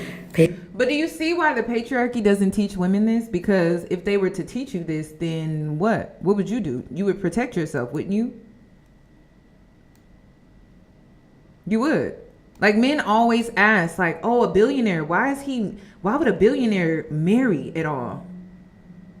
What do you mean? Why would he not? Why would he marry? Why wouldn't he? There's a reason for that. Yeah, he has all the money, but that woman comes in and multiplies what he's making. those men that say stupid stuff like that, they just don't understand the value of the woman. They just don't understand. Signs you have the golden womb.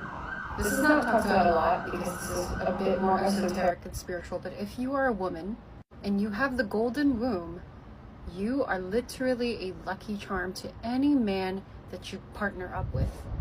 In divine feminine teaching spheres, which is what I teach, the golden womb literally talks about your womb, your essence, your femininity. It's golden because you have a divine feminine energy. Now, what do feminines do? Us women are creators. We are the closest link to God that there is because we literally create life in our wombs. Fun fact, but a lot of multimillionaire men have a golden womb spouse with them at all times because they intuitively understand that if they partner up with this woman, they get very, very lucky in life.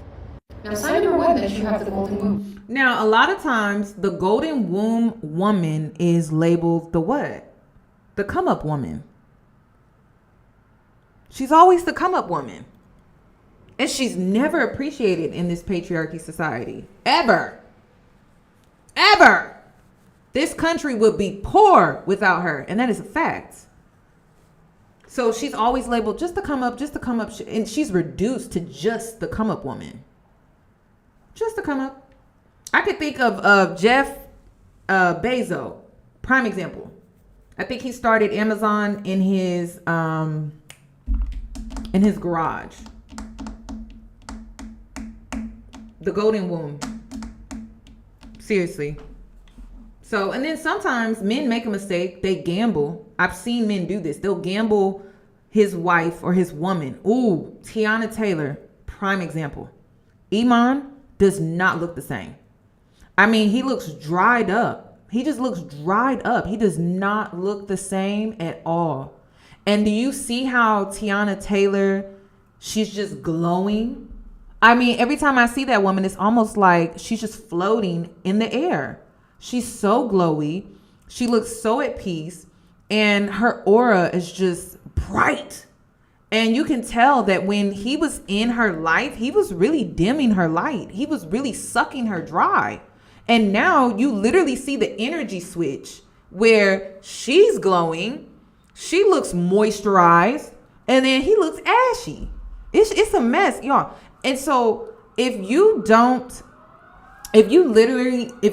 start to see the value within yourself, then you're going to keep reducing yourself to as if you're nothing when you're a lot, when you're the whole damn table. You're the whole table. And a lot of times men don't even realize it until they lose you. They don't have access to your energy anymore. And so they start to figure out, wait a minute, life was so much better when she was around. So you'll have that ex that chases you for years. It could be 5 years after the fact. 5 years. It could be 6 years after the fact, 7 years. And they still want you because life was better when you were around. And not every woman out here is truly a divine feminine that's truly connected to their womb in that way. But a lot of times you'll also hear men talk about, such and such, she's my lucky charm. She's my lucky charm. That's a woman with a golden womb. You'll also see the golden retriever and black cat. That's just another golden womb woman. That's all that is.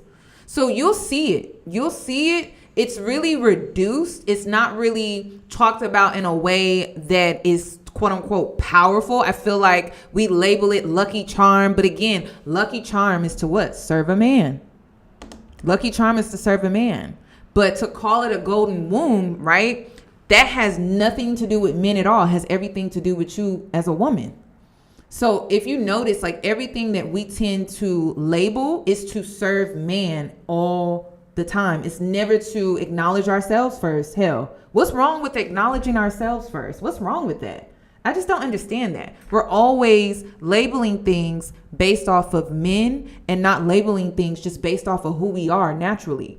And that's another reason why we kind of get lost in the sauce when men ask us dumb questions about what we bring to the table. Well, if we're constantly being reduced to lucky charms, if we're constantly being reduced to the come up woman, of course, there's no true acknowledgement for self when it comes to us women just being us. Just being in our natural. Of course, there's no acknowledgement for that. So keep that in mind. Okay? Deconstruct, reprogram your mind. Men are drawn to you like moth to a flame. You don't even have to be conventionally attractive. You don't even have to see yourself as all that, but there's just something about your energy. And a lot of men just call you womanly, or you're so feminine. You exude Mother Earth energy. That's the only way I can describe it. Taylor Swift uses men. And see, that's what I'm saying. There are women who use men and suck them dry. And I believe Taylor Swift is one of those women. She has created, I don't know how many albums off of a man. I don't know how many songs does Taylor Swift have where it's about a guy that she dated. She uses men the hell up. She uses men in the way that we be seeing men use women. So anytime you see her with a new guy, you could tell she's like really sucking that man dry, milking the hell out of him. Same thing with Kim Kardashian, milking the hell out of him. And then you notice that when Kanye left, Kim Kardashian didn't look the same. She still didn't look the same. I was so disappointed with her Met Gala look. I was like, oh my God, it was a mess. And then who else? Taylor Swift.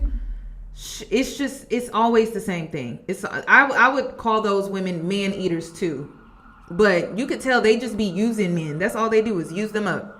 Use them for everything they got. Sign number 2, any man that you get with, suddenly everything in their life starts to work out well. This is because you're giving them your energy, your nurture, your kindness, and your love. And also, if you have physical intercourse with this man and he gets access to your womb, he actually pulls your energy and he manifests quicker in his life. In esoteric and spiritual teachings, the womb is a manifester. Think about it. When you are creating a baby in your womb, you are manifesting life. Y'all, that's okay. She has the sirens, y'all. That's not me. I'm like, girl, I got PTSD when it comes to sirens. So I'm like, damn, is that me or is that her? That's her. That's her. A lot of occultists will use women who have the golden womb energy to help them manifest what they want. There are a lot of rituals. I don't know how these rituals work, but I'm certain there are rituals out there. Sign number 3, because you have a golden womb, you also manifest things like that in your life. You say something, the universe gives it to you, and you hardly ever have to wait. The only times in which you will have to wait is when you self-sabotage. But for the most part, if you look at your life, you will have realized, like, oh my gosh, everything I asked for. Now listen, y'all have seen me level up in this space, and I cannot stress it to the girlies. I be trying to help y'all on Patreon. I help y'all on my Discord. I tell y'all to heal so you can clean out that energy when it comes to your trauma in your womb. Because it's harder to manifest when you have clutter. And I just did a live stream on my second YouTube channel yesterday about releasing and letting go. There's a reason I keep telling you that. Because you have to remove all that energy, all that negative energy that's trapped in your womb. And literally, you release trauma from your hips and your stomach. I have done cord cuttings. I have literally thrown up because of a cord cutting, releasing trauma out of my womb. Literally, I've gotten lightheaded. I've almost passed out a few times. And it's because I'm removing that energy. So I noticed after I've done a lot of energy clearing that I manifest easier. Like things come to me faster. Things come to me effortlessly. Things come to me. I'm not chasing anything down. And I don't have to have a man to have money. I'm a generator. Like I can create that on my own. I don't need a man. Hell, men need me. It's not the other way around. So you just need to cleanse your body. You don't have to do candle work, but you could go to a trauma therapist, physical therapy, to help her like stretch you out so you can get the trauma out of your body. And it's a lot of hip exercises that can really help you get the trauma out of your womb so that you can manifest. There's so many different ways that you can do it. I know a lot of you have different religious backgrounds. You have different belief systems and things like that. So find something that's in alignment with your belief system that you feel comfortable with and do that and watch your life transform, because I've seen my life transform very quickly because I've removed that energy out of my womb. It's very important that you understand that you have the ability to do this, okay? So go ahead and do that. You can do yoga too. Yoga can help you release the trauma as well. Yoga is really, really good. Pilates is good. Anything that helps you become one with your body is really, really good. You can also do clean eating, fasting, juicing. All of that stuff helps you release that out of your womb and your body so that you can have a clean slate when it comes to you manifesting the things that you want. And yes, if you are on my Discord, I have a Fruition room, and you're able to really see women manifest because they worked on themselves. They did their shadow work. They did the healing. And so now they're at the fun part of all of this, because a lot of women are like, well, what's the point of doing all of that? The point is you get to manifest. You get to create your life. And you get to do it from a truly authentic place, and you're not living and surviving. You're actually thriving, and you're able to be one with yourself. That's what it's really all about. And you'll start to see things come to you very effortlessly. Like you can call out to things and they can just pop up, but you have to remove that old energy. And some of it, I have to be honest with you, it's generational. So it's going to take some work, meaning your womb is carrying that energy of your mother, your grandmother, your great grandmother. And so you have to do a lot of energy clearing to remove that. If you're a descendant of slavery, or if you're a minority and you have a very lengthy history that involves struggle of any kind, you're going to have to do more work than most, depending on how bad it was when it comes to your lineage and just where you come from. But once you remove all of that, your life is going to improve, and you're going to carry a very light energy. I noticed that a lot of the girls in my Discord, they have a glow. So a lot of people are always commenting about my glow. You see it here and here. And it's because of the healing, me being connected with my womb. And I also noticed that the girls in my Discord, they actually have that glow. There was a girl that graduated today, and she had that same glow on her face. It's real. This is real, y'all. This is not make believe. This is not fake. It's real as hell. But in order for you to see this, you have to remove that trauma. You have to remove it out of your womb and move it out the way. If you're a woman that have trigger warning, but if you're a woman, you've experienced a miscarriage or anything like that, even if you had some type of abortion, okay, you have to do a lot of energy clearing when it comes to that as well. They have ceremonies. They have so many things that you can do to help heal your womb so that you can remove that energy as well, okay?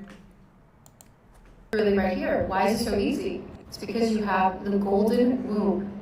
Now, I'm Chinese, and in Chinese esoteric teachings, this is a real saying. It's called the golden womb. I'm not sure if it's that popular in the West, but in China we have the saying. And I remember once a psychic telling my aunt that she has a golden womb and she needs to be very picky with the man that she gets with, because it is such a power to have. Now, warning with women who have golden wombs, now that we're talking about husbands. Be very picky with the husbands that you choose, because if you choose an unworthy man, he will only manifest for himself, for his own selfish reasons, and he will siphon your energy, he will pull on your energy, he will drain you, and you will find it hard to manifest in your waking life. Now, if you choose the righteous man, the rightful man for you, he will create abundance for you and himself. But it's and I'm gonna be real with you when I say this: when you have the golden womb, a man will be your biggest downfall. I just gotta say it. A man will be your biggest downfall. So you got to choose wisely. It got to make sense, sis.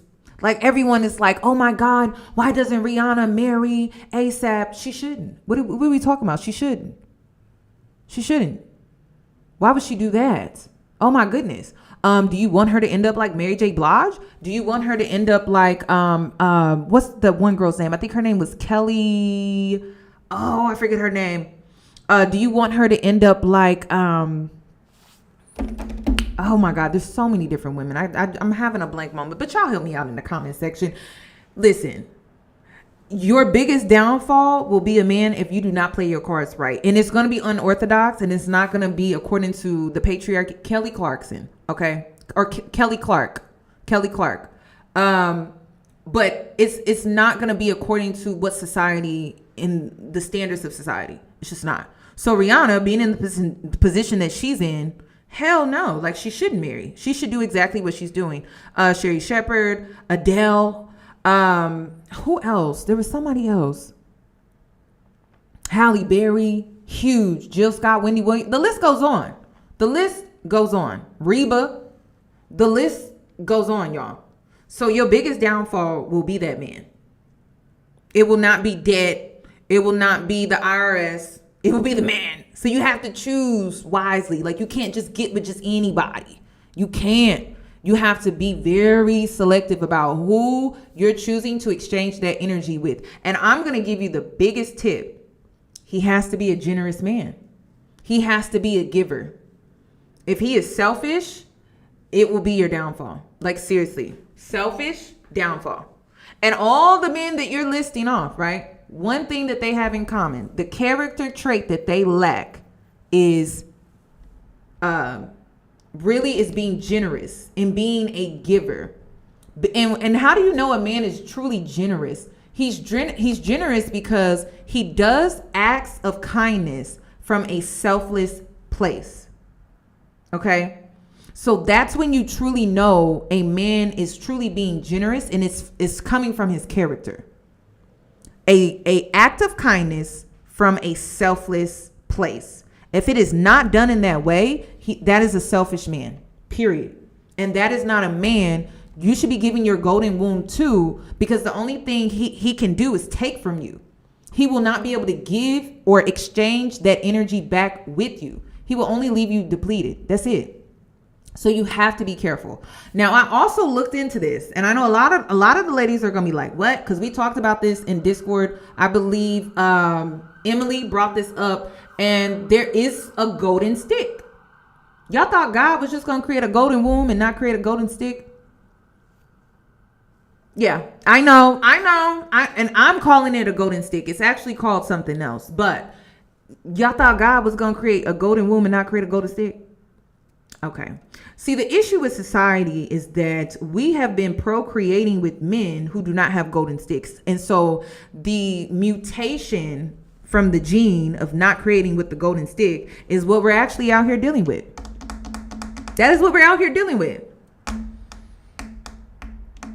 So we have given men legacies that we should not have been given legacies to, because now we have to date that legacy. You get what I'm saying? Are you hearing me though? Are you really hearing me though? Are you really hearing me? Are you really hearing me though? And so now we have a generation of women that has to select from that gene pool. Ladies, we are the ones that are in control of that. Like, it's us. We're in control of that. The gene pool that we're picking from, that's based off of who we chose to procreate with. And it wasn't the golden stick. It was not the magic stick. So you got a lot of narcissistic gene pool, right? You have a lot of abuser gene pool. Men that are not emotionally intelligent, gene pool. You have manipulators, men who don't even value women, gene pool. That's what we're picking from. So ladies, we have the power to create a better gene pool. Okay? So think twice about if you should give that man a child or not. Think twice. Think twice. Think twice. So there's an extension of the golden womb comes with a high level of responsibility and accountability. And it's a level that I don't think women are truly ready for, because you can't blame the man. You can't.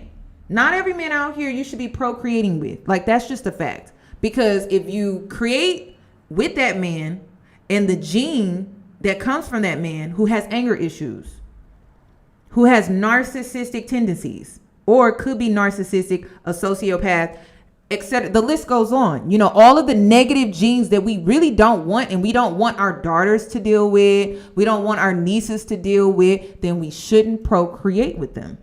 That's just a fact. Okay? So let's continue. for you because he understands intuitively. His soul is telling him, you are the power. Let me know if you have a golden womb or not, and what kind of experiences have you had with this power? Ooh, can y'all comment down below after this video is saved? I want to read y'all stories because I have stories. I have stories for days. Listen, men don't ever look the same after I leave them. They always look just bad. And they have a new woman, but they just don't look the same. Like life is just hitting them hard.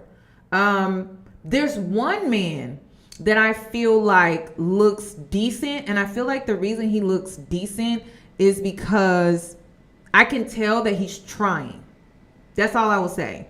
I could tell he's trying to improve himself.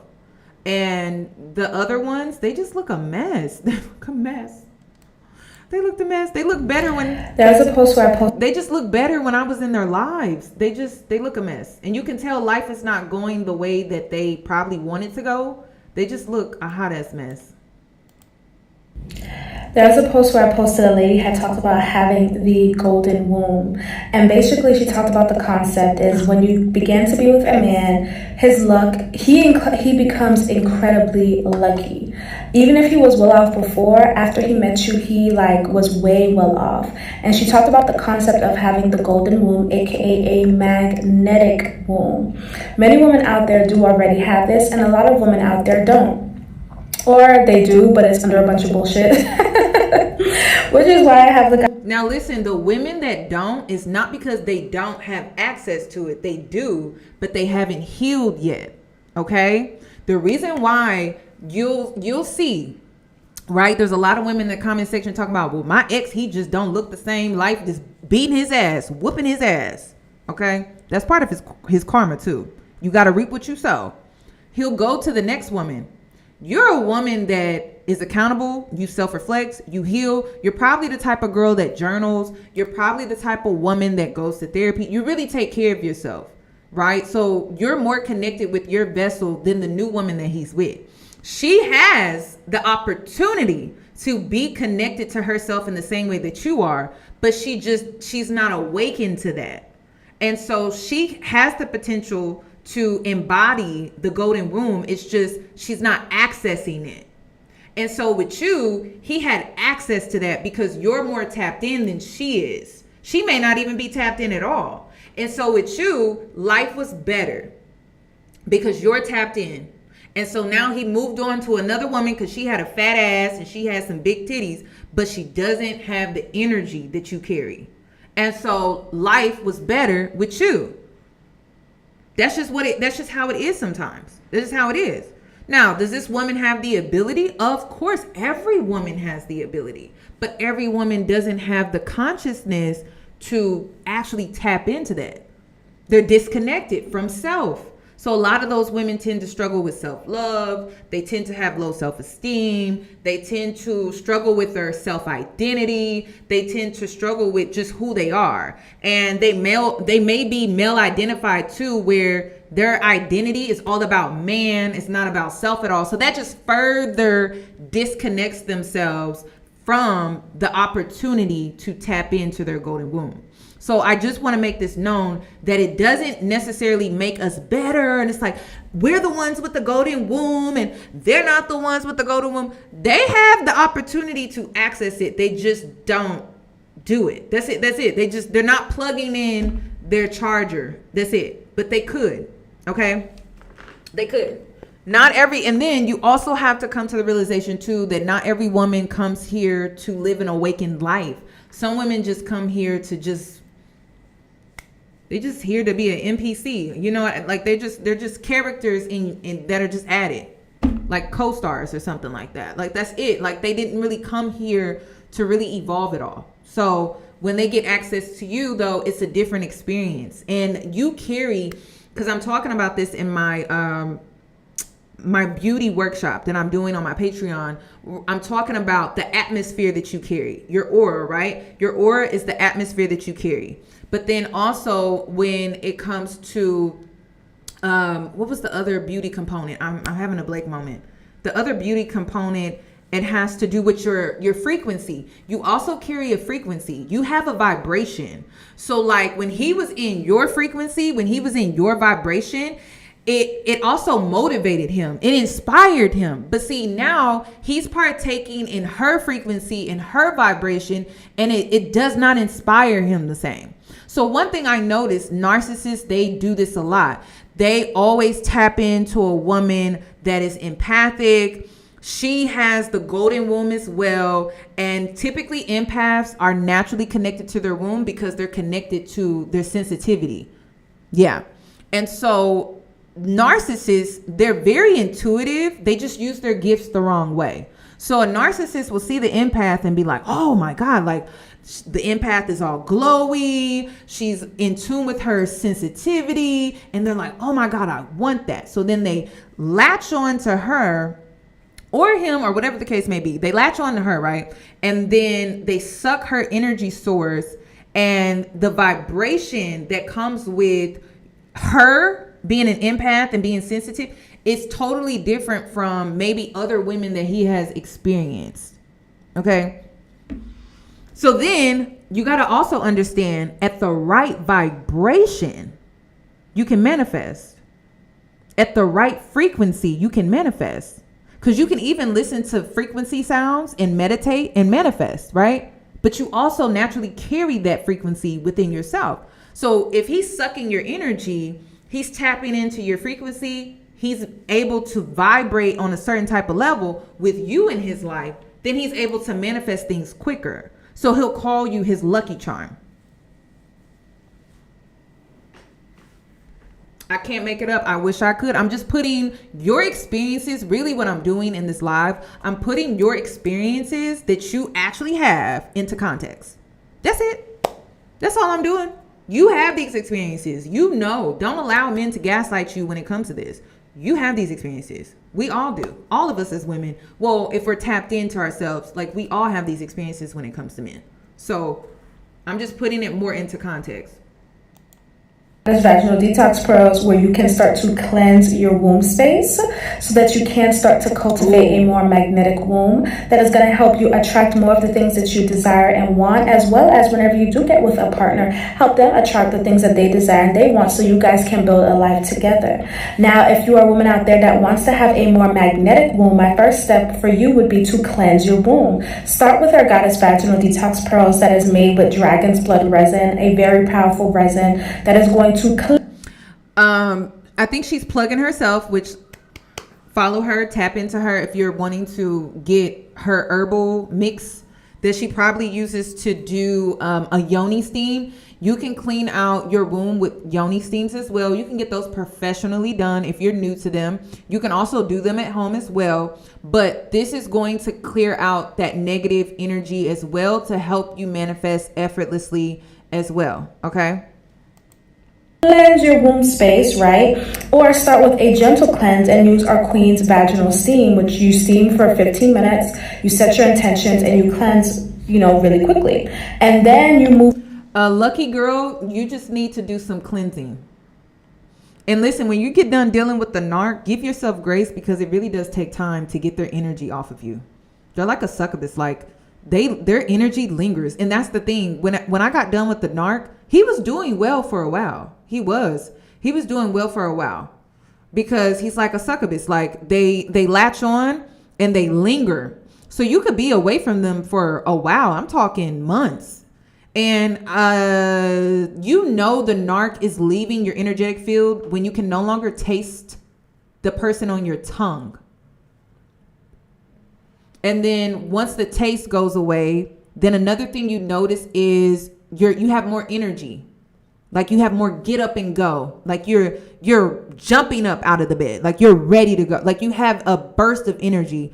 And another sign would be you're starting to feel like yourself again. You're starting to remember what it was like being in your own energy and not having that energy vampire sucking you for everything that you had, So give yourself some grace. Like it's not going to be immediate. The recovery is serious when it comes to a narc. And you may have to take a few different spiritual baths. You have to do like a lot of cleansing after you get done with the narc. It takes time, but make it a part of your healing journey and your healing process, because a narc is hard work. A narc is hard work. Hard. on up the next level, right? And so the next level is you're going to start to attract by making your womb fertile in the physical sense and in the spiritual sense with our Raining Waterfalls Aphrodisiac set. When you get a Raining Waterfalls Aphrodisiac set, you're going to be able to make a womb tonic or a womb syrup that you can take daily that is going to make your yoni more wet, sweet, and juicy, and it's going to nourish your womb. And then we have our Pum Pum candy, which is going to sweeten your yoni, actually making it taste sweet, but also for it to be sweet in the spiritual sense. It is going to make your womb so magnetic, so even if you do not currently have a golden womb, you will eventually have one with the use of our products. Comment below Cleanse for the Goddess Detox Pearl, comment below Attract for the Raining Waterfall set, or comment below It is, y'all. It's an ad. Now, y'all can check her out. I didn't want to interrupt her. I'm not about to plug yourself, sis. Promo yourself. Okay, let's move on. Now, there's a reason why I brought this to your attention. You thought I was done? So, April Mason, she is another... I think she retired from the whole femininity coach thing. She said that women were getting on her nerves. You know, that's just a consistent thing when it comes to trying to help women empower themselves. It's just a consistent thing. But I love what she said in this video, this podcast episode that she did with Hardly Initiated. So let's get into, she confronts, and you know what, aside from this man being dead wrong, I do appreciate Hardly Initiated for bringing someone on that will rebuttal the toxicity, basically, because she called him out. Hold on, let me show you. She called him out. So April confronts, and I forget his name. Oh, Ryan. Confronts Ryan about his current relationship. Now listen to this man, because it ties in with the golden womb. Hold on, do I have y'all? Okay, there we go. Where, you know, I'm investing everything into our relationship. And you asked me pretty much, you know, where it's going to Be wasting her time. You know, and I think about this is because you hear that from the ladies all the time. Like, hey, I don't want to deal with these guys. It's just a waste of time. And, you know, you get the conversation again and again and again. How long is it going to take you to make a decision? What's the next step in the relationship? And now that it's coming up on a year, I'm going to be honest, I do feel a little pressure to say, yes, it's going to continue, or no, it's not quite working. And one of my, major concerns, okay, is that how do I know I'm getting the best? And I don't want to say deal. That's in my mind. No, I get it. Deal, I know exactly what you mean. And I'm right brain, so I'm looking at all the things that I bring, looking at things she bring, but I'm still thinking about where I was. Okay, I had a certain level of options with women. Thinking about where I'm at now, she's part of that. The certain level I have now. So I'm like, okay, well, if this the trajectory been on, and I can see over the next 6 months to a few years, this is where I'm gonna be. In my mind, I'm thinking like, what are these other options I'm gonna have access to, and what if I'm interested in those? Honest thoughts. Yeah. It's honest thought, and you have the FOMO, fear of missing out. And like I was sharing with you before we start rolling, this man that you're becoming, because I've watched you guys since you first started, and for those that don't know, Tyshawn was almost gonna be my son-in-law. He used to date my daughter. But I've watched you grow, but I think what you have to realize is, so has she. So while you're not becoming this amazing man that you see and what you bring to the table by yourself.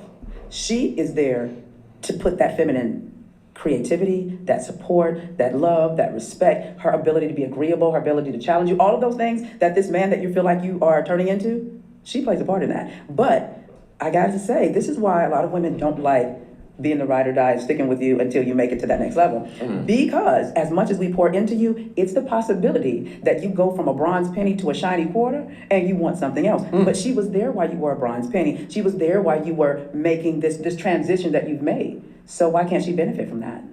Quick PSA. We noticed that our listeners been praying for growth, but have no system to stay consistent.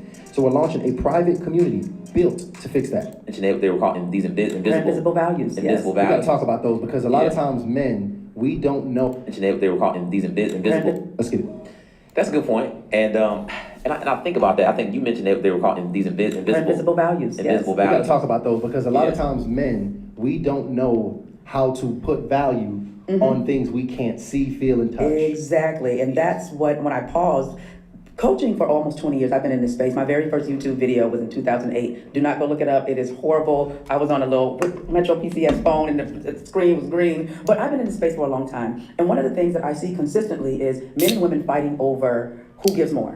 Men look at it from the monetary perspective, but the problem is not even women know how to articulate their invisible value. So when you think about a woman, let's say you decide to propose to this woman, tell me what the things that you are going to be contemplating in your mind if you decide, you know what, I want to marry her or whoever. Okay, so first, when I think about my value, I'm like, okay, I'm helping you grow your business. I'm helping you put more money in your pocket. I'm helping you make decisions with your future and kind of where things are going. I'm helping, you prioritize the people in your life to know kind of, what goes where and how it works. I'm thinking about all these things. When I think about her and I think about those things, I'm like, well, I can't really look at my bank account and say that you helped me get X here in my business or help me get there. But on the other end, I think, well, man, since I've been dating you, I've learned how to resolve issues a lot better. I become. Now listen. I gotta be real with you. So he provides structure for her, okay? Because let's highlight that. He's providing structure, and then he's also providing investment. Okay. But now let's get into what he's saying she does. And again, the reason why I don't like having these conversations with men is because they place their value elsewhere. But the reason why they place their value elsewhere is because women are not able to describe their unseen value that they bring to the table. Which is why I played the golden womb. You were educated on that so you can understand better your identity and what you naturally bring as a woman to the table, okay?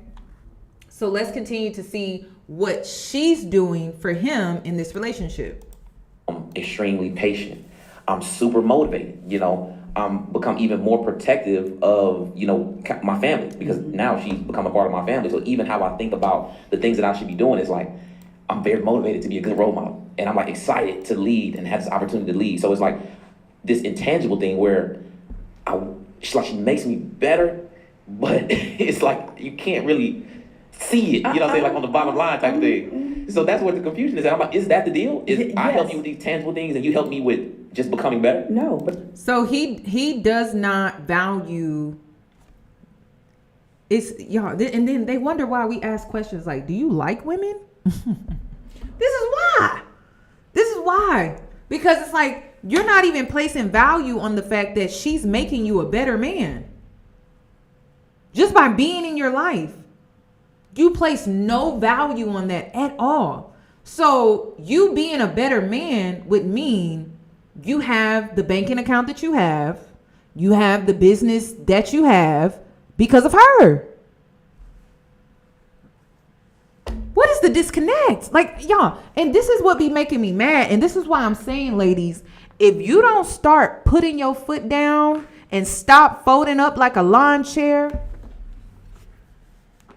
these men are going to continue to take advantage of you and try to make it seem like what you brought to the table has no value at all. But that man wouldn't look the same, wouldn't talk the same, wouldn't walk the same, wouldn't even have the same amount of success or the amount of money in his bank account if you weren't there supporting him.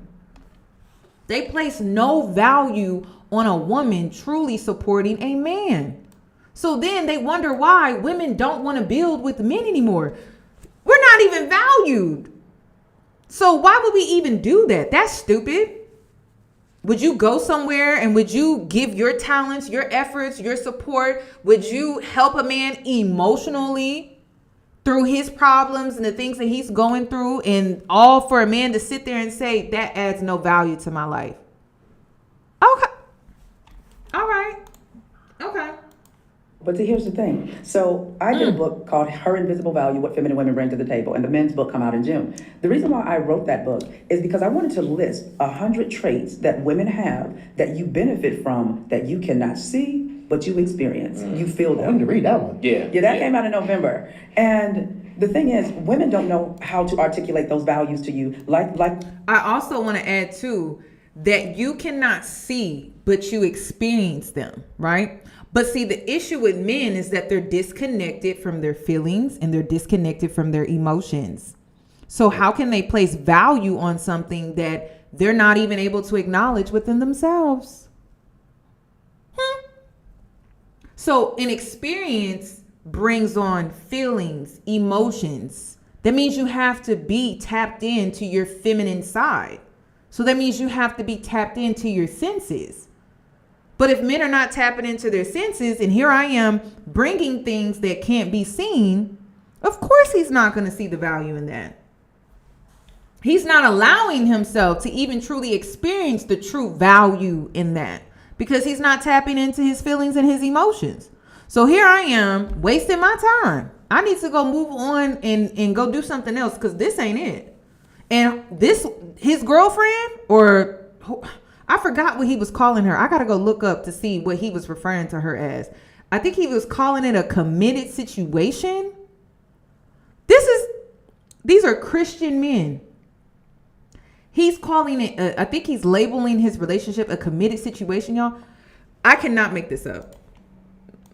Like our empathy, like our warmth, like our ability to be agreeable, our ability to challenge, our ability to influence. You think that all of the things that you listed is just helping her make money, and the things that you listed for her, it's not.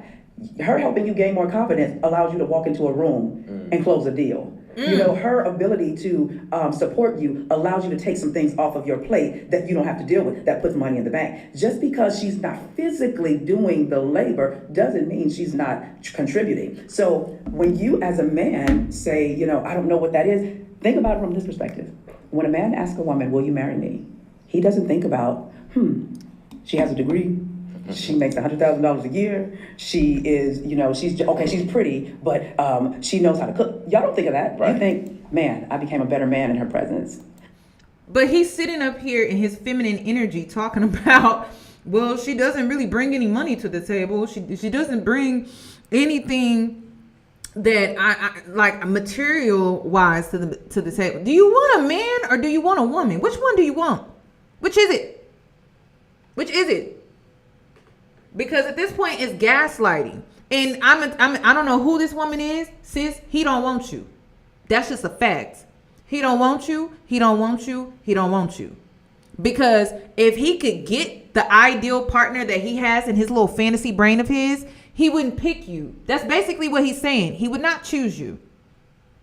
So at his level that he's currently at in life, where you're helping him become a better man, that's still not good enough for him because he wants something else. He wants someone else that he thinks would be better than you. And he thinks that one day, while you're helping him become a better man, he'll be able to get access to that. He just can't get access to it yet.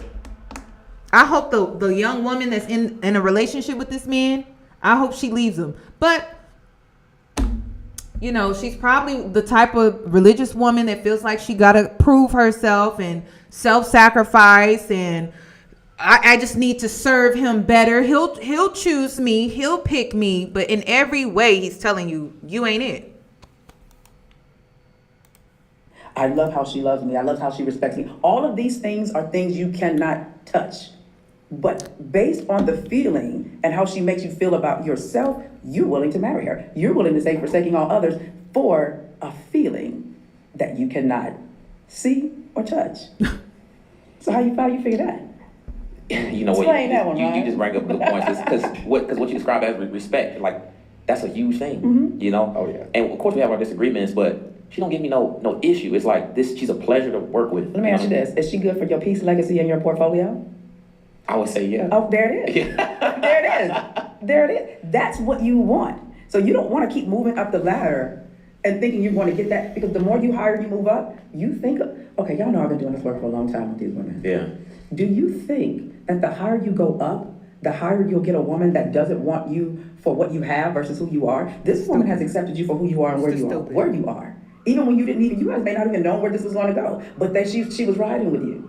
And you constantly elevate with the essence of what her femininity is. She is in a posture, not only is she receiving from you, but she's giving to you as well too. And I ain't in your business, but you're probably sleeping with her too. So the golden womb is something that it allows a woman to to just not just create, but to give. Now, people think that just because you say feminine, oh my God, it's just, how she dresses, her etiquette, that don't have anything to do with femininity.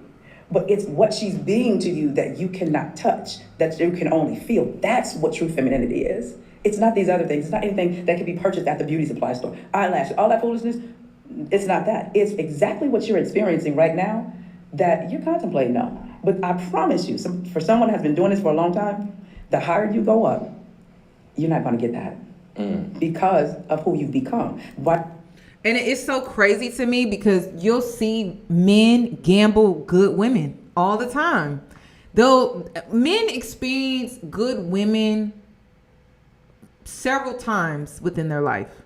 A woman experiencing a good man, she's lucky if she experiences it in her life. And she may not even experience it with her father. So it's just interesting to me how a man will have a good woman, a good freaking woman, and gamble her in hopes that he can get someone better. Stupid. Like, it's just so dumb. So dumb. And so they end up old and lonely. Or they end up like Shannon Sharp, who's getting taken for his legacy from a 19-year-old girl. It's just crazy to me. So it's just crazy. Why do you think so many of the men that I work with a lot of your favorite celebrities, right? They have a hard time, men. They have a hard time connecting with a woman because they don't know, is she there for me or just for what I've accomplished? Then you're going to end up lonely like a lot of them. Then you're going to be on your third or fourth marriage calling me, talking about, Miss April, what did I do? I'm like, you should have chosen that girl that was good for your piece, legacy, and portfolio before you became that guy, because she's actually holding you down and she's partly responsible for who you are becoming. Wow. So just because you can't say, how did this help my bank account? Oh, I see all the ways that it helps your bank account. It's just not the labor. And people are used to women laboring. Femininity is not about physical labor. It's about being what we are. And then you come into our feminine layer. You come into our fantasy world. We fill you back up. And then you go back out. And then you become something. Then you come back in. And you need to be filled up again. And that's how you are continually being motivated, which causes you to want to should cause you to want to take care of the very entity that is causing you to be able to put that battery in your back to keep going. That's where a lot of men miss it. Because they're looking at, well, she didn't don't know hoops when Magic Johnson, not Kobe, what's his name? Michael Jordan, when he got a divorce and she got all that money. Why she get all the money? She wasn't doing that. Oh no, but she was. She didn't make one hoop. I promise you. There's a lot that woman did behind the scenes when he wanted to quit. She was the battery in his back. She was the inspiration. She was the one that was good for his piece, legacy, and portfolio. She was the one that was, babe, do this way, not this way. She was those side mirrors. Don't give up your side mirrors because of... Ladies, I'm telling you, they don't appreciate it. They really do not see the value in it. They don't.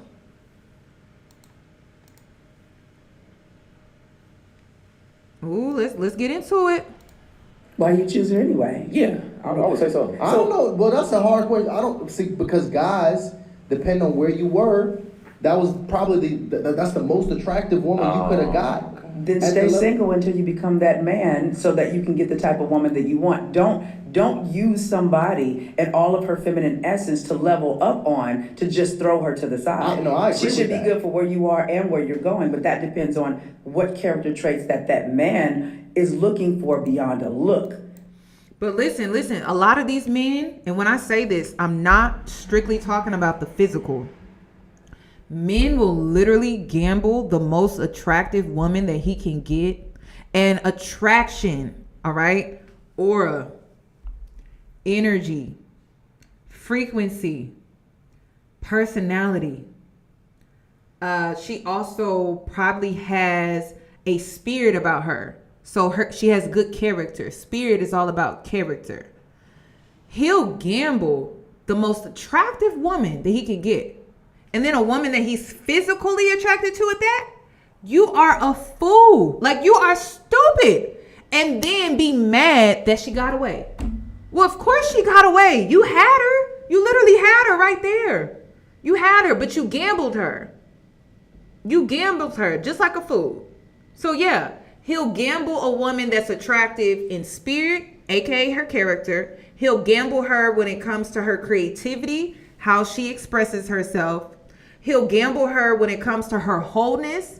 She's very honest and truthful because she's whole within herself. So she carries an unfiltered truth about herself. He'll gamble her aura, the atmosphere that she carries, which is where chemistry is born. He'll gamble her personality, her uniqueness that he will never be able to find in another woman. He'll gamble the fact that she's emotionally balanced. He'll gamble the fact that she's in alignment, meaning she's in her true self. He'll also gamble the vibration that she carries that he cannot experience with any other woman because we all don't carry the same vibration. And then also the aesthetic that she carries, he's attracted to that. So he'll gamble all of that attractiveness that she carries because he thinks that he can find somebody better. Delusional. Just delusional. Just very, very delusional. Because we do see men that chose women like Magic Johnson. He's been with Cookie for a long time, but he chose a woman that was good for where he was and where he was going. So it's up to you to vet to see if those women or that woman have the characteristics of a woman that you can see for the long term, which means you have to have a vision. You have to have a vision beyond today. You have to see, okay, I'm here right now, but in the next 20 years, this is where I'm supposed to be. What type of woman at this stage, at the infancy stage of where I am I going to need when I get there? There are women that have those traits and that will ride with you. And it's up to you to decide. But a lot of men they don't know their intrinsic values. So they're choosing women based on, okay, because I'm a man, I have this money, I have this influence, I have this power, I should be able to get this. But then as someone who works with these men, and I work with a lot of politicians, rappers, actors, the whole nine, especially my politicians, they're on their third and fourth marriage. And when we get to talk, I find out that they chose a woman that was good for where they were. And they just needed a body to fill a space in that moment. That's crazy. She's good for my arms. She's good for business. But, and I say this, most men who are successful spent all of their time becoming successful and they never developed their own relationship capital outside of their penis, their pockets, and their ability to protect. They don't know anything else. So while you are looking at these women, I will ask, what's your relationship capital outside of what you can do? Quick PSA. We noticed that our listeners been praying for growth, but have no system to stay consistent. Receipts, fill up. Let's get it. Outside of your bank account, outside of the fact that, okay, you can protect. Well, we don't need protection all the time because y'all not with us all the time. So you can't protect us 24 hours a day. So what else do you have that qualifies you to say, okay, I'm becoming more successful, I should be able to maybe get another woman up here. But if you took all the success, the money, the assets away, who is Ryan? And would a woman want you outside of those things? So that's good, because I think about that. When I started this is where I need help at, because when I started tabulating those things about the things I could bring to a relationship that was exclusive of my resources, status, anything, I started to really look at that. And I'm like, man, I started to think, who's going to help a woman like this? Like, this is unusual. Like, I'm looking at all aspects of your life, coming in, being very patient, helping you to come to the, decision that you're most comfortable with. I'm spending, very structured time in how we develop our relationship intimately, that quality time, but also how we develop intellectually and spiritually. So I started to get, and I still have it, I'm working on it, started to get a big head, like, ain't nobody gonna do this for you. Well, that is basic, Ryan. Is it? What you just said is real basic. Are guys doing that? Mature men know this. But that's the thing, that's true. Then this is not. That's a small percentage, right? No, it depends on the type of men that a woman chooses to deal with. So we only see what we are privy to. Did you hear what she just said, ladies? Let me rewind that. To deal with. Yes. But that's the thing, that's true. Then this is not. That's a small percentage, right? No, it depends on the type of men that a woman chooses to deal with. So I just want y'all to understand that as y'all get on social media and y'all call these men narcissists.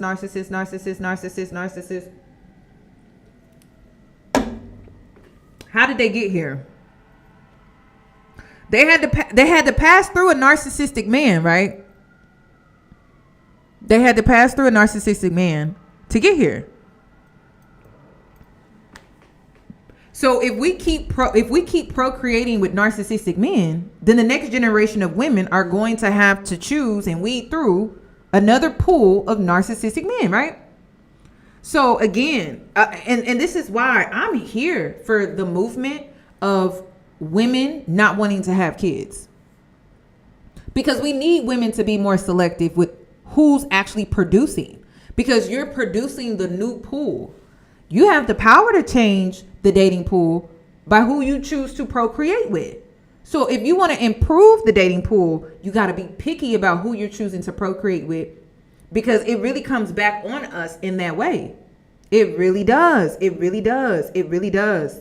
Instead of you wait for the man to get here, right? You wait for the man to get here, or the child, right? He gets birth. The son gets birth. The son is here. And then you get mad at the narcissist. But the son came from a woman first, passed through her womb to get here. And I believe narcissism is hereditary. I believe it's hereditary, y'all. I really do. I'm going to have to look into it. Don't quote me on that. But I do believe it's hereditary. And I believe that we have the power to stop creating that. Like, I really do.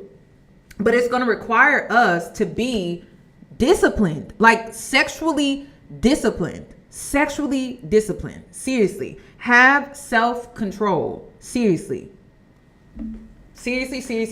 So it's just something that I noticed that she spoke on as well. And again, that's the power that you hold. And I keep trying to tell women, accountability is not something you should fear. It's not something that you should feel shame when you are holding yourself accountable. That's the power that you hold within yourself and over your life. But if you choose to take it as shame, that's a choice. When you take it as empowerment, that's how you transform. But if you take it as shame, you're just going to sit in victimhood, and victimhood is nothing but stagnancy. That's all it is.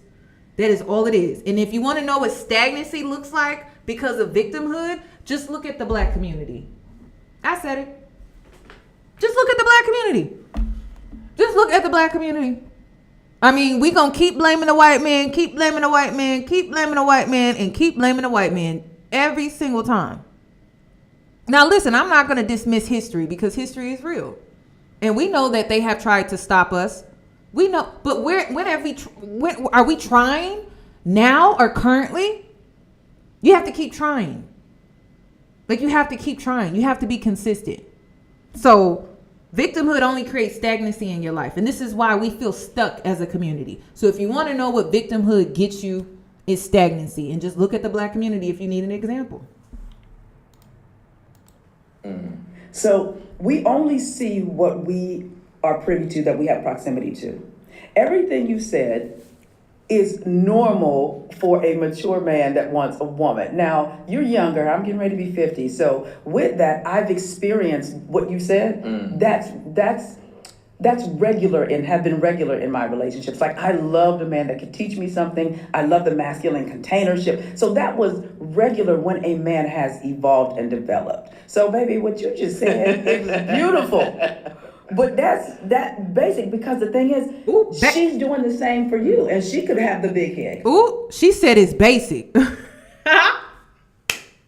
what I'm saying, y'all. Like, I'm like, structure. I could do that. I could create some structure. Hell, he act like he doing something just magical or magnificent. I was like, anybody can create structure. Girl, you can pull out you can create a calendar. You can pull out your planner. If you need to create some structure, that's so basic.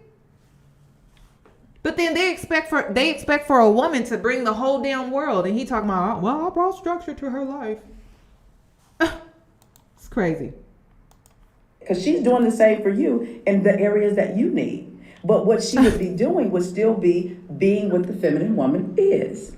So, and this requires you to dive deeper to see, who am I outside of what I can do? Who am I being as a man? Not just to her, but as a whole. Who am I being? And I think that's where men don't necessarily get it, because I feel like this is the most beautiful time in history for men.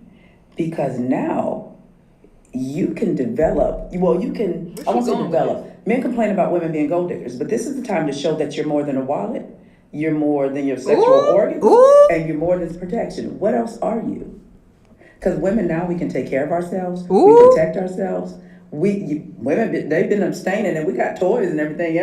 What else do you bring as a man outside of what you've been taught? And that's where, with my clients, we have to dive. Girl, and that's why they get so mad when a woman got some money, when a woman is using her roles at home in the comfort of her home, because they're like, well, what else do I bring? Well, if you're using the roles, and if you have your own money and you have your college degree, well, where do I fit in that? Get a damn hobby and figure out some life skills, because at this point, like, it's really that simple. But then get mad at women when they want to use you. Like, it doesn't make any sense. Am I the only one that's just like, that don't make no damn sense? Like, read, become intellectual, educate yourself on different topics of your interest. Be a personality. What is your aura? What does it give? What type of atmosphere do you carry? Is it ego? Is it boastful and arrogant? Like, work on yourself. Oh my gosh. But then we'll turn around and get mad at a woman if she wants some money. But that's all you offering. You're not funny. You're not enjoyable to be around. I don't know how many, y'all, I don't know how many dates I have been on and I'm bored. I'm bored. I'm just bored. I'm uninterested. And the reason and it's so crazy, because, like, y'all, I've dated the men that they say you should date, right? I've dated the men that are well off. I've dated the men that have really good careers. But why are they so boring? Like a snooze fest. Like, after hanging out with them, I'm like, why do I want to go to, like, I want to take a nap. They're so boring. And then I dated 50, right? Oh my God. They want you to be the personality because they don't have the personality. So they need you to be the spunk. Like, they need you to be the quirkiness. They need you to be what they don't have within themselves. And so you find yourself entertaining them. Like, literally, you're entertaining them. Yes, I did 50, y'all. I did. And I regretted that shit. And I was set up too. And I was just like, don't ever in your life set me up with somebody like that ever again. It was a snooze fest. But then I went and dated the 50-year-old, but then I dated the 30-year-old, and the 30-year-old was boring as hell too. And I'm just like, oh my God, I can't do this. I can't. And I'm the type of woman where I get bored easily. You have to be interesting. And I'm interested in history, knowledge. I'm interested in topics or subjects that I've never even heard of. Like, you could really impress me by just knowing something that I just don't know. Hell. But I'm telling y'all, they're not interesting at all. Like, you have to lead the conversation because they have nothing to talk about. They're so uninteresting. And I'm just like y'all, I've been out on dates where I'm just like, I could have stayed home for this shit. I could have had a better time on my damn couch. Or I could have went out by my damn self, bought my own damn dinner, and had a better time meeting a random person outside. I've done that. You better off meeting somebody at a bar, having a good old time, than to go on a date with them and then they don't have nothing interesting about themselves. They have money. They have a business, they have a career, but nothing outside of that. And it's just like, I need a nap. I need a nap. Because their whole existence is, I believe I'm a high value man. I'm like, no, baby, you're a high earning man. Ooh, you're not high value. Ooh. because the value comes from the intrinsic, the inside. Your value is derived from the extrinsic. So that's why you think you should have the best women, you should have, all the best treatment. Well, I got the money. Yeah. We do too. Ooh. That's very true. A lot of times more. That's more. a fact. You're like, we drive nice cars. I do too. Ladies, please explain to me, because I don't even feel like men are even worth using for their money. I got to be honest with you. They get on my nerves. Like, even the 50-year-old, right? He is a well-off man. I could have easily used him for his money, but it wasn't worth it. He was so boring. Like, I was just like, oh my God, I couldn't do it. But I know the girls that be out here finessing, like, sis, what do you be doing? Because I can't do it. But I mean, if you finessing, how do y'all be dealing with that shit? I can't deal with that. I cannot deal with it. Like, it's so boring. It's like watching paint dry. And then, like, they'll try to crack a joke and it wasn't funny. And I'm a funny girl. I'm a goofy girl. But it's like that sense of humor was very dry. It's dry. Where's the juice? Where's the sauce? Where's the seasoning? It was dry as hell, like a desert. I'm like, oh my God. And then it's like hearing it's bad. So I can see girls using their dating life as like a full-time job type thing, and you're getting paid to do it, because to sit through that, you better be getting paid. You better be getting paid. You better be getting paid. That's the only way it makes sense to me. They are so boring. It's not worth the money. Especially if you're a woman where you're just financially stable, you don't really need the money. And so it's just like one of those situations where you could literally just leave them and walk away because they are really uninteresting. That's what it is. So I don't know. I feel like sometimes on dates, it's like Hooters. Like, you know how the girls come to the table and they're all like quirky and fun and spunky, and they're like entertaining them while serving them. And they are, I feel like sometimes when I go on these dates, I have to be a Hooters girl. And I'm like, I didn't come here for all of that. That's crazy. I want someone I can have fun with. Not I'm doing all of this so I can get tipped at the end of the night. You know what I mean? Girl, it's bad. It's bad out here. The dating scene is bad. And it's because men are not reading. They're not educating themselves. They don't have hobbies. They're friends. Even when you hear them talk, they talk like another man. They have the same talking points. They speak the same rhetoric. They don't even have no self-identity at all. They don't have any emotional intelligence. It's a mess. It's a mess. It's a mess. It's a mess. No, I'm serious, y'all. When I was with the 55-year-old, I felt like I needed to be a Hooters girl to have a better experience. It's ridiculous. Ridiculous. We got portfolios. I do too. So what can you bring to a woman's life that money cannot buy? That's the golden question. And I try to do my best to help y'all with that, with his invisible value, because I think men are missing it. But I think once you get that, I can be that man that have these extrinsic values and have the success, but I can be this man over here that know what true leadership is, that know what true communication is, that know what empathy is, and I can also, I'm a man that understands what femininity is and how to implement my masculinity in it, and not understand that femininity is not reserved for me, because most of y'all think a woman's femininity is for you, and it's not. Our femininity has nothing to do with you. We gift it to you. Ooh. And the gift that this woman has been giving you has caused you to continue to rise. So it's a gift for us to give that piece of us to you. No, y'all. Actually, the men were actually agreeing with her in the comment section. Especially under the last video with Ryan stringing that girl along. No, they was like, no, you need to let that woman, you need to let her go. And they were saying, I'm going to have to agree with her on that, because you're just wasting that young woman's time. And when the men are agreeing, that's when you know. So I believe that women should be valued more when they realize what the invisible value is. And so that's why I had to really take this route, because I'm seeing everybody's arguing, but everybody's experiencing the other's value, but nobody knows how to articulate it. Women think the value is from, I can cook and clean, and I can make a house a home. Hell, he can hire somebody for that. Y'all, I'm going to have to check out her book. So she has a book, and it basically educates women on their invisible value, or it could bring awareness to what your invisible value could be.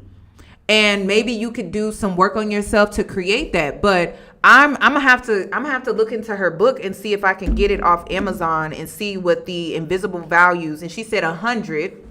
Ooh, 222 on the clock, y'all. 222 alignment. I'm gonna have to see how she describes it. I'm very interested. She has a very balanced take. I like a lot of the things that she's saying, and it's healthy and it's empowering for us as women, but it's also not really a knock to men and who they are and how they exist. But a lot of these men don't love themselves. And that's another thing that I noticed when I was out here dating too, is that I knew that if I was to get with this man and I was to be in a relationship with him and say he lost it all tomorrow, I would not be with the same man the next day. Because his personality, his confidence, his self-esteem is all built off of what he has and not who he is. And that was another reason why I just really stopped dating, because I got tired of that. It's like, you're not who you think you are, because you are who you think you are based off of what you have and not truly who you are. And who you are made you have these things. That's how you were able to create these things. But why are you not able to make that connection? And so I'm one of those type of people where I'm an intellectual. If I peep little things like that, it's just, I gotta go. I'm out. You don't even know your worth. You don't know your value, and you don't love yourself, because someone that loves themselves would know that.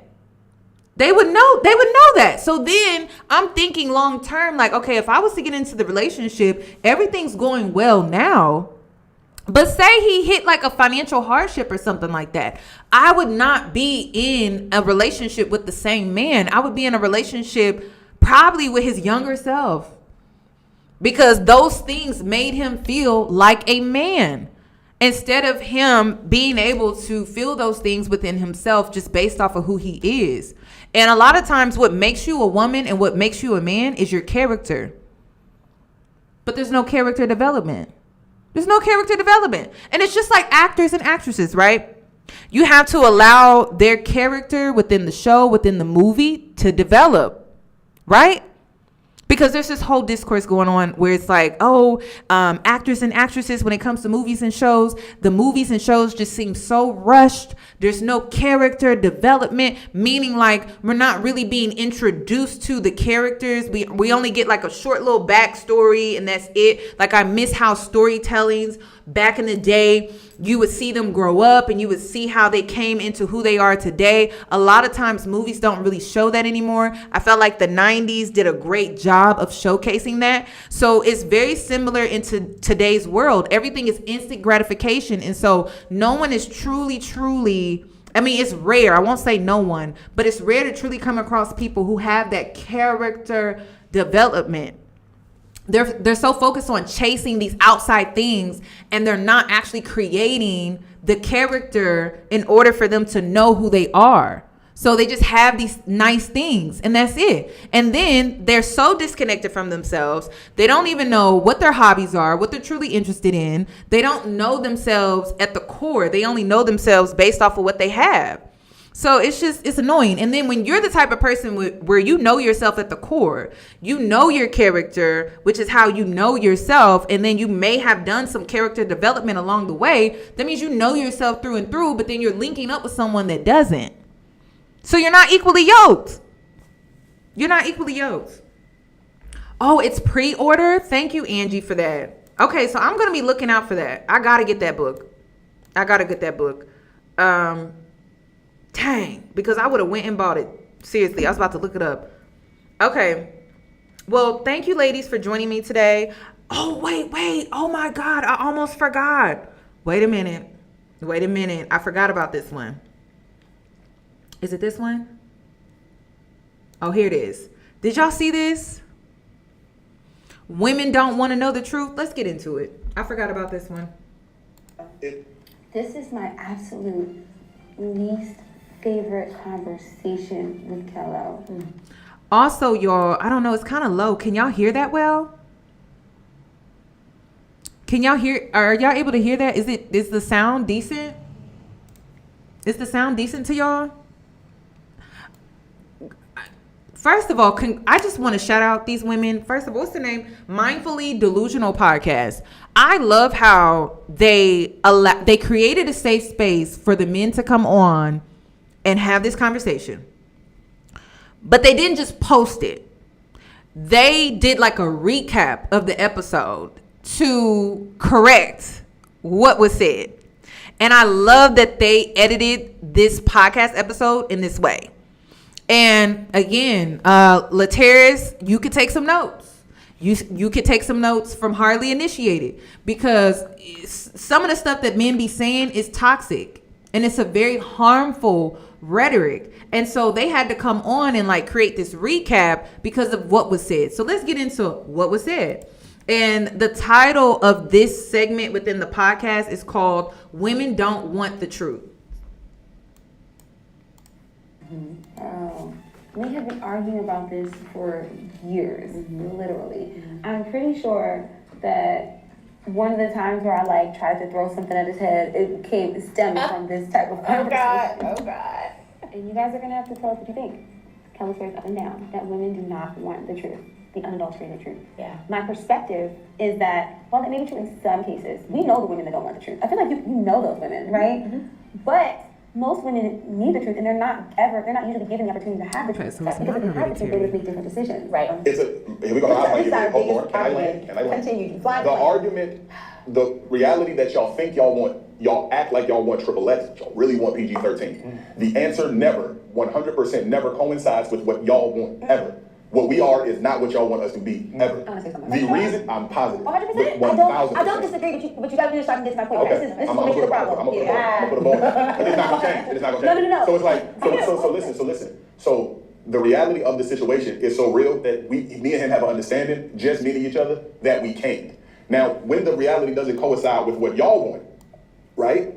Y'all kind of force it. Everything about society and the way we date and the way we are right now is almost forced by what we're supposed to say and how we're supposed to act for women. If men were our real selves, there really wouldn't be too much marriage. Okay. There'd be a lot of crazy going on. If men were the one at the forefront now. But why, this is my question. Why is that placed on the woman? That if you were to be your full self as a man, if you were to be your honest self as a man, you wouldn't be able to get women. Isn't that like a self issue? Wouldn't that be a man issue? It wouldn't be women don't want to know the truth. It would be I'm not good enough for women. Why do they never think like that? Because if you were good enough for women, you could be yourself and still have access to women. But you can't be yourself. You can't live in your truth and still have access to women. Why is that? But let's see what he has to say. If you date a guy, because 99% of the time, which we alluded to earlier, 99% of the time, let's say I think that Lauren is a 6, right? But I want to hit it. Hypothetical, I want to hit it. I want to ask everybody, what do you think would work for me more? Lauren, you already with real though. You're not all that. I deserve better. I still want to smash. Once I'm done, I don't want to talk to you no more, and please don't call me. Right? A lot of times that's reality, right? Or if it's good, I might run it back, right? It's hypothetical. Now, how far do you think that narrative gets me with Lauren? Don't you all speak at once? It's not gonna get me very far, is it? You don't know. My brother. Have we all felt like that before? Where it's like, I don't like you, I want to hit it, I don't want a relationship. That's the reality. Women go, but tell me that. Where would that get us? No. Exactly where it's supposed to get you. Because a girl who doesn't want that arrangement is allowed and has the freedom to say no thank you. So you can go find the girl who does want the arrangement. 100%. So that's what I made a video about this all the time. He's basically saying, I don't believe in consent. So I'm going to lie to you to get what I want. And this is why men struggle with consent.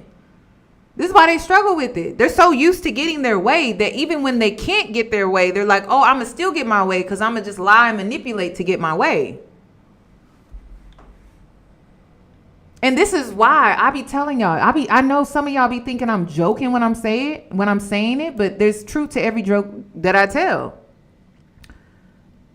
If it's sounding like some shit that you want to hear, it's a setup.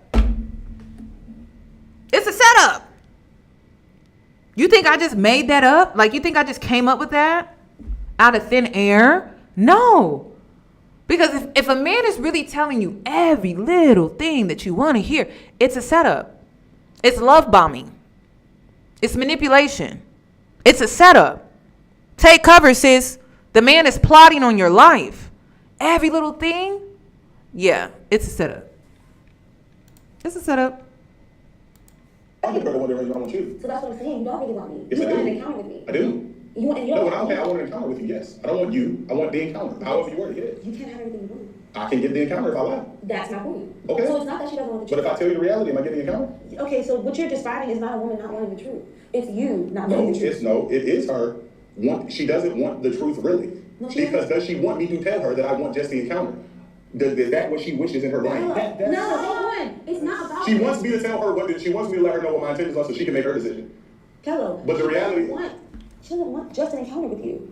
that's my point, bro. So it's not that she doesn't want the truth, she does want the truth so that she can decline. She doesn't want the reality. So if it's a guy you like and he feels that way, that's what you want him to tell you? Yes, I can walk away and not deal with him. So, and then he's also saying under the surface that he doesn't want women to choose. He wants to make that choice for that woman. So he's going to lie to her. That's what he's saying.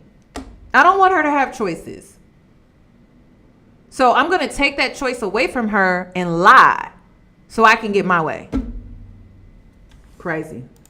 Crazy. Y'all want to know how I feel? That's literally yes. It sounds like you can't accept rejection. Yeah. And in this conversation, So lie because you can't you lie because you can't accept rejection. Because your confidence and your ego can't take it. It's Ooh. what it sounds like to me. And that's true though. And they'll tell you that. Yeah, for sure. Yeah. Hey, my thing is, all men, even though we have different attributes, we all think the same. I think So that. I don't think any man, Barack Obama wanted to smash Michelle Obama. So it's not like you meet her and it's like, oh man, flowers and stuff. I want to take her on dates and like, no, you want to smash, we all want to smash. We all think the same. Some men have more discipline, some men have better words. R&B and hip hop, back that up, and Marvin Gaye, let's get it on. They saying the same thing. Yeah, but in different ways. But the situation that you described was very specific. It is. You guys don't want to hear it. Y'all would rather hear it better. No. Y'all don't want to hear it. That's all we want. What she said. But because the truth is what I'm just telling you. You think that I'm gonna tell you the truth, and I'm gonna tell you that that's what I want, and you can move into a man that wants something different. No, he wants the same thing I want. No, there's something very specific about what you said. Like, I don't want you. I'm never gonna want anything more from you. We actually don't have a problem with sex. And this gonna sound crazy. Sleeping with most women is not that hard, right? Like, I'm susceptible to you. I like you. Most of the time, like, a girl's gonna bust it, right? It's fake. It's literally, but most of the time, it's with the understanding that you actually do like me. Even the possibility that you would want more. But what you said in your actual scenario was like, I don't like her. There is no possibility. Men, if you And have, you show us. But see, You show us that you don't. You have to say it. The honesty, right? Because I don't mind down on this one. I don't care. I'm married and I'm free. So listen, let me tell you something. He's married? Right. So if 15 men ride a bachelor party, there's beautiful women surrounding them, all of them. Woo, girl. This is a married man saying this? Oh my, y'all, that's crazy. This is a married, and he does. He has a ring on his finger. I didn't watch this all the way through. I wonder if he's married too. This is crazy. And they wonder why women are not running to get married? That's crazy. No man is gonna say, you know what would make this better? If my wife was here. No. If my girl was here. And conversely, no woman says that about their husband being when they're turning out either. Really? Really? Do you think so? Absolutely. Sure. But what I'm saying is that usually 9 times out of 10, it's very rare that you see a man that chooses to want to be in a relationship. No man should be entertaining a woman without taking some responsibility for that woman. Period. If you are a man and you're not prepared to take some responsibility for that woman and for what you are bringing into her life, you don't need her. And I think it's inappropriate to sleep with women and not take some sort of accountability and not care about them at all. Because the conversation that we were having, he really started by saying, I lie to women because I just want to have sex with them. There is a certain man who does that. Yeah. Like, we know the man who does that. But we know that's inappropriate, right? Yeah. And it feels like it's predatory. So men who live like...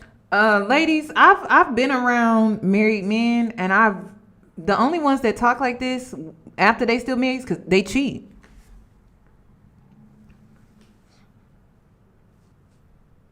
A married man feeling comfortable saying some shit like that is because they cheat. Okay? It's because they cheat. If you listen to a married man and he's always talking as if he's single, like he's speaking and he's not giving the marital perspective, he's giving the single man's perspective, it's because he's a cheater. That's what that is. Always look through bullshit. There's a YouTuber on this app right now. He married and he always gives takes like he's a single man himself.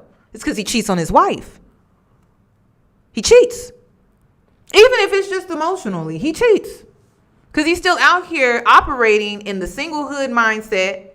And he's operating physically, I guess, to some level, as a married man.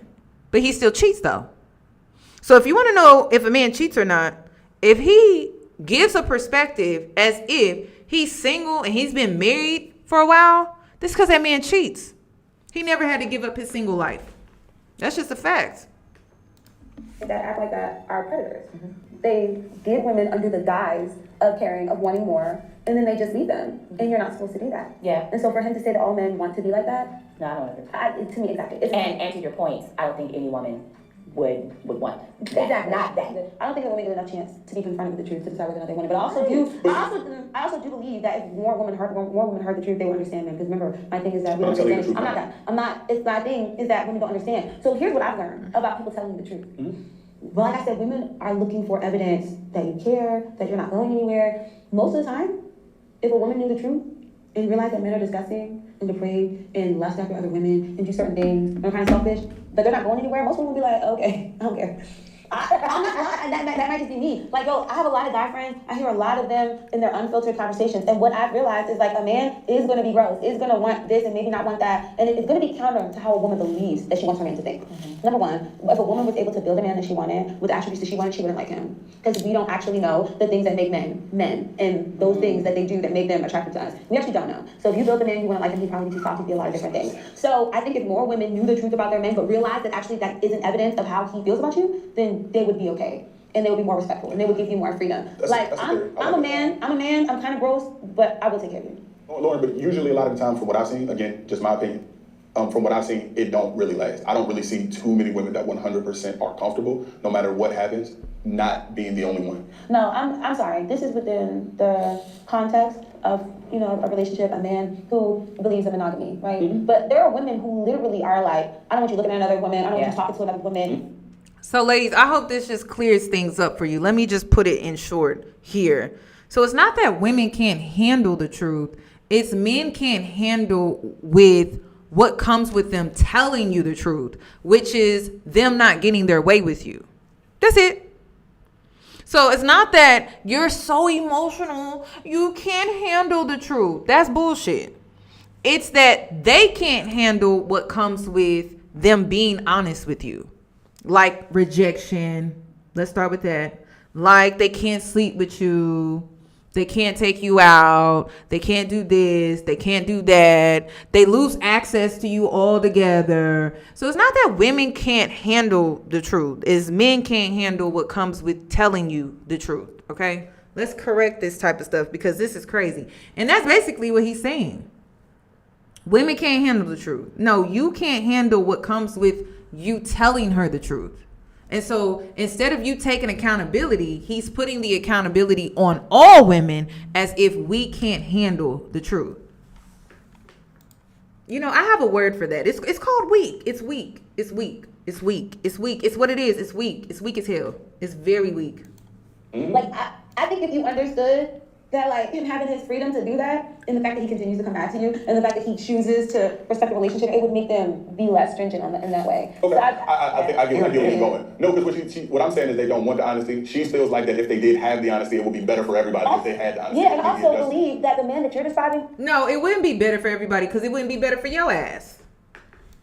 It wouldn't be better for everybody because it wouldn't be better for him. It wouldn't. And and ladies, again, back to the whole women being lonely. If women were the ones that were really lonely, do we have to lie to men to sleep with them? No, we don't. We don't got a lot with men. Hell, we can have a whole ass boyfriend. I don't know how many men I'm outside. I'm like, I got a man. Lying my ass off. Lying. I got a man. I'm in a relationship. Well, can you have a friend?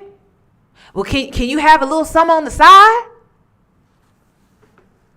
And I'm literally telling the man this because I want him to leave me the hell alone, because if you tell men that you're single, then they feel entitled to you at that point. So I lie because I feel like it's necessary.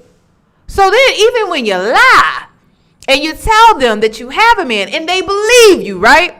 They still be like, well, you can't have a little friend on the side? You can't have a little Snapchat buddy? I don't even have Snapchat like that. I don't use Snapchat like that. And they're like, you can't have a little Snapchat buddy? Well, can I get your Instagram? Women are never alone, and we don't have to lie to men to get access or to have company. But you know who do? Men feel like they do. That's what he's saying. You didn't get it from me. That's what he's saying in this video. So ladies, stop internalizing the negative projections that men put on you. Stop doing that. And then you're denying yourself as if you don't have your own experiences in life. Because I don't know how many men I've literally said, I'm like, I got a man, he at home, I'm at the grocery store, I'm picking up stuff for him and the kids. I'm being so for real. I'm picking up stuff for him and the kids. I literally had a man, I kid you not, I'm pulling out of the grocery parking lot, and this man wants to take my spot or whatever like that. And so he pulls right, when someone wants to take your spot. So I'm putting my cart away. He gets out of his car and he goes, do you have a man? And I'm like looking at him like, and y'all, the parking lot is crowded. So it's like, this is really bold. And I'm like, yeah, I'm on my way home to him right now. I just got engaged. And he's like, oh, you are just so beautiful. You are just so gorgeous. I would have snatched you up.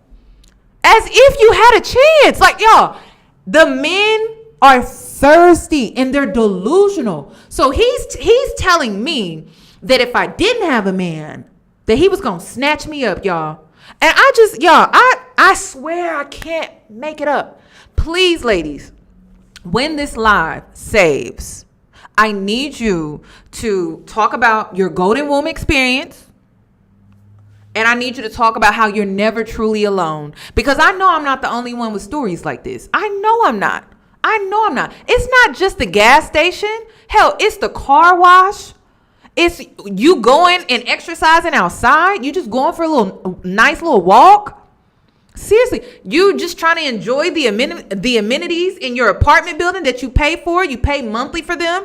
Hell, you just trying to enjoy your life. And there's always a man bothering you. Even if you got a man. And you think that stops them? Absolutely not. No, it does not. It does not stop them at all. It does not. And then I have this theory that if you got a man, they want you even more. How do I know? Because I be out here lying. That's how I know. I be wearing fake wedding rings, engagement rings, and everything like that, thinking that that's going to be better for me instead of me just being a single woman out here just wearing a fake, not wearing a wedding ring at all. But girl, I believe that if you got the wedding ring, you got the engagement ring, if you look like a kept woman, oh my God, it's worse. It's worse. And then, you know what else is weird too? It's like there's some sick, twisted fantasy that I think men have when they know you do have a man. I'm being so for real, y'all. I think they like it, like, oh, you got a man? And it's like they want you even more because they know you got a man at home. Oh, girl, it's crazy out here. So I'm thinking, oh, because I be out here solo traveling. Oh, let me wear my wedding ring, my fake wedding ring. Let me wear my little fake engagement ring. Girl, I feel like it attracts men more. Seriously, it's a theory I have because I've been wearing the fake wedding ring, y'all. And I'm just like, girl, it's crazy. It's crazy. Who wants to sleep around and wants multiple women should go find a woman that's okay with that. Because there is a woman. And if you're honest about what you want, you'll actually find that woman. Okay. I would say that makes very much sense for somebody to do. So it's like, it does make sense. Hey man, if I want to sleep around, let me find a girl that's cool with sleeping around. Because they're out there. Unfortunately, in They reality, are. with men that want to sleep around, usually 9 times out of 10, that's not the mindset. Because Yeah. even, how many Because they're times? lazy and entitled. But you know what ate me up the entire time? Right, you That's crazy. Never stop talking. It was Kello's show for real. Yeah. Yeah, this is the last question. Oh my God. I don't even know if I should ask this. What is one thing that you think the opposite sex needs to change? That's a very good question. It's my turn first? I think that the number one thing that the opposite sex needs to change, 2 things. He better not piss me off. Accountability, like we talked about, and the willingness to accept the fact that maybe your man is on a journey to become something. And y'all, this is a man that's talking about how women need to take accountability, right?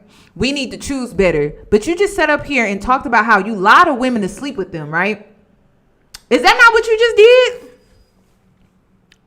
Ladies, do not seek accountability from men. It's bullshit. Because if you were really seriously accountable as a woman, they wouldn't get access to you.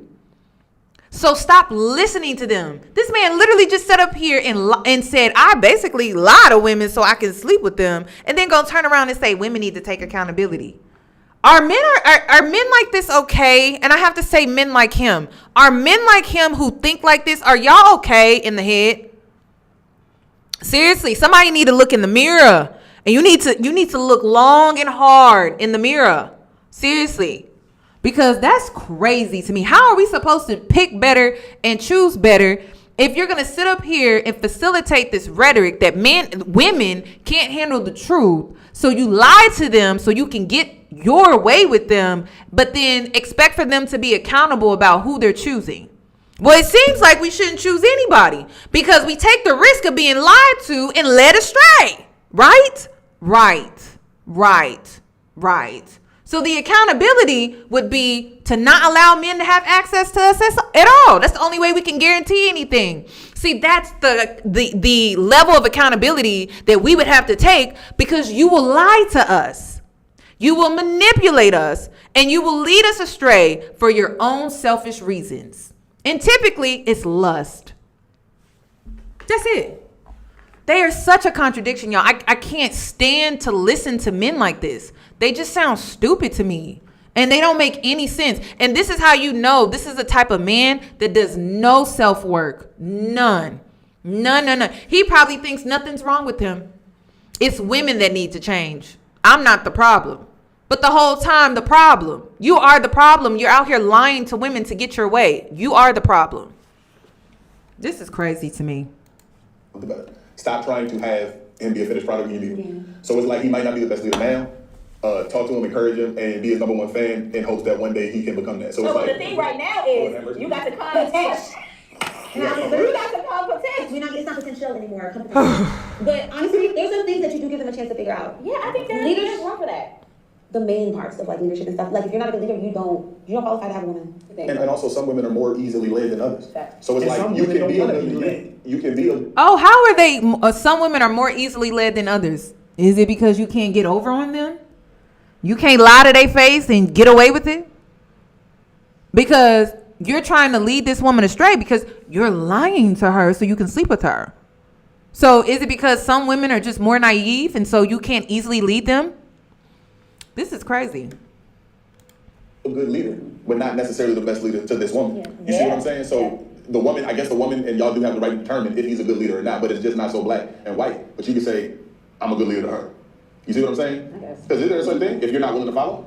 And I wonder, with his mindset, him being a good leader is based off of him getting his way. Which a lot of times that's the situation, right? Men want women to be submissive. Men want women to allow a man to lead. And it's all about you just getting your way. That's it. That's what makes you a good leader. Why y'all got me watching this? Well, I feel like this got to be decoded though. I gotta reword things so you can hear what he's really saying at this point, because what he's saying is some bullshit, but what he's really saying is the truth. That's what he's really saying. And so he's basically saying what makes me a great leader and what makes me great at leading women is that I get my way, or leading a woman, I get my way. Crazy.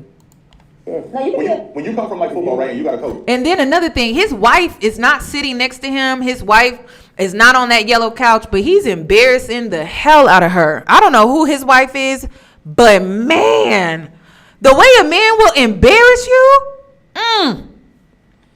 I don't know who his wife is, but I'm just like, oh my God, I would be so embarrassed.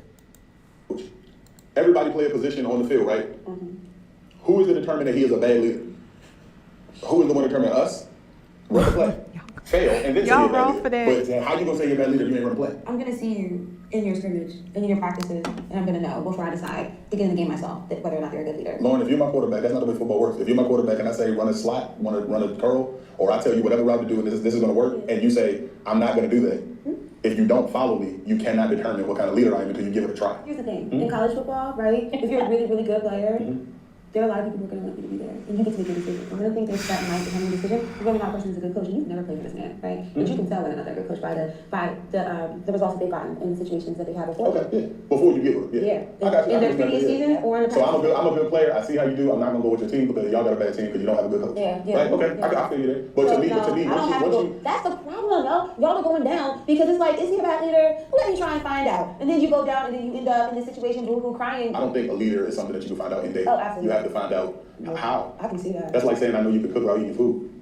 How do I know? You can show. How? What does everyone else say? I don't give a fuck what everybody else says. Yeah, because everybody has different experiences. Like, how can I say you're a bad cook if I haven't eaten? Like, you talking to the man in the kitchen, and she's cooking. She's really good kind of talking about, I can cook, and she's so confident, and she's comfortable, and she pulled the chicken straight out the pan and throw it straight in the pan, and she... Yeah, I gotta be real with y'all. The reason why these conversations are not elevating is because in order for you to have an elevated conversation, you have to work on yourself. The reason why perspectives are not elevating when it comes to these conversations, y'all wonder why I don't do panels, is because it's the same shit. It's the same shit. When you do self-work and then you come back and you have a conversation, you have something different to say because you have a different perspective, because you did the work. The reason why these conversations are so repetitive is because they're just talking. They're not doing any work. So it's just recycled. That's it. That is it. That is all. So it's just becoming redundant. And I get headaches. Like, honestly, I do. I'm just like, really? This is the best that you can do? And then you're a married man. So men are looking to you for leadership or some type of mentorship, and this is what you're offering them? This is what young men have to look to when it comes to marriage? A man being married and talking as if he's still single? She never even thinks twice. Like, that's dirty. There you go. She got that. This nigga like, I made bombs. He gets a packet, put it in, no sugar, like, here. How you don't know it tastes bad? No. If they see you doing it, then I mean, from her perspective, if she's seen what you did before and you didn't know what you were doing, then that's an example. How did you know the Kool-Aid was nasty? I had to taste Kool-Aid first before I knew that it tasted good without sugar. Anyway, what's one thing that really needs to fix? Mindset. Selfishness. If you don't have a heart of service, you're not getting nothing you want. So if you up here talking about me, it's about me, it's what I want, it's all about what I want, and this and that and other, you're not getting nothing you want. Because you're supposed to be wanting to serve.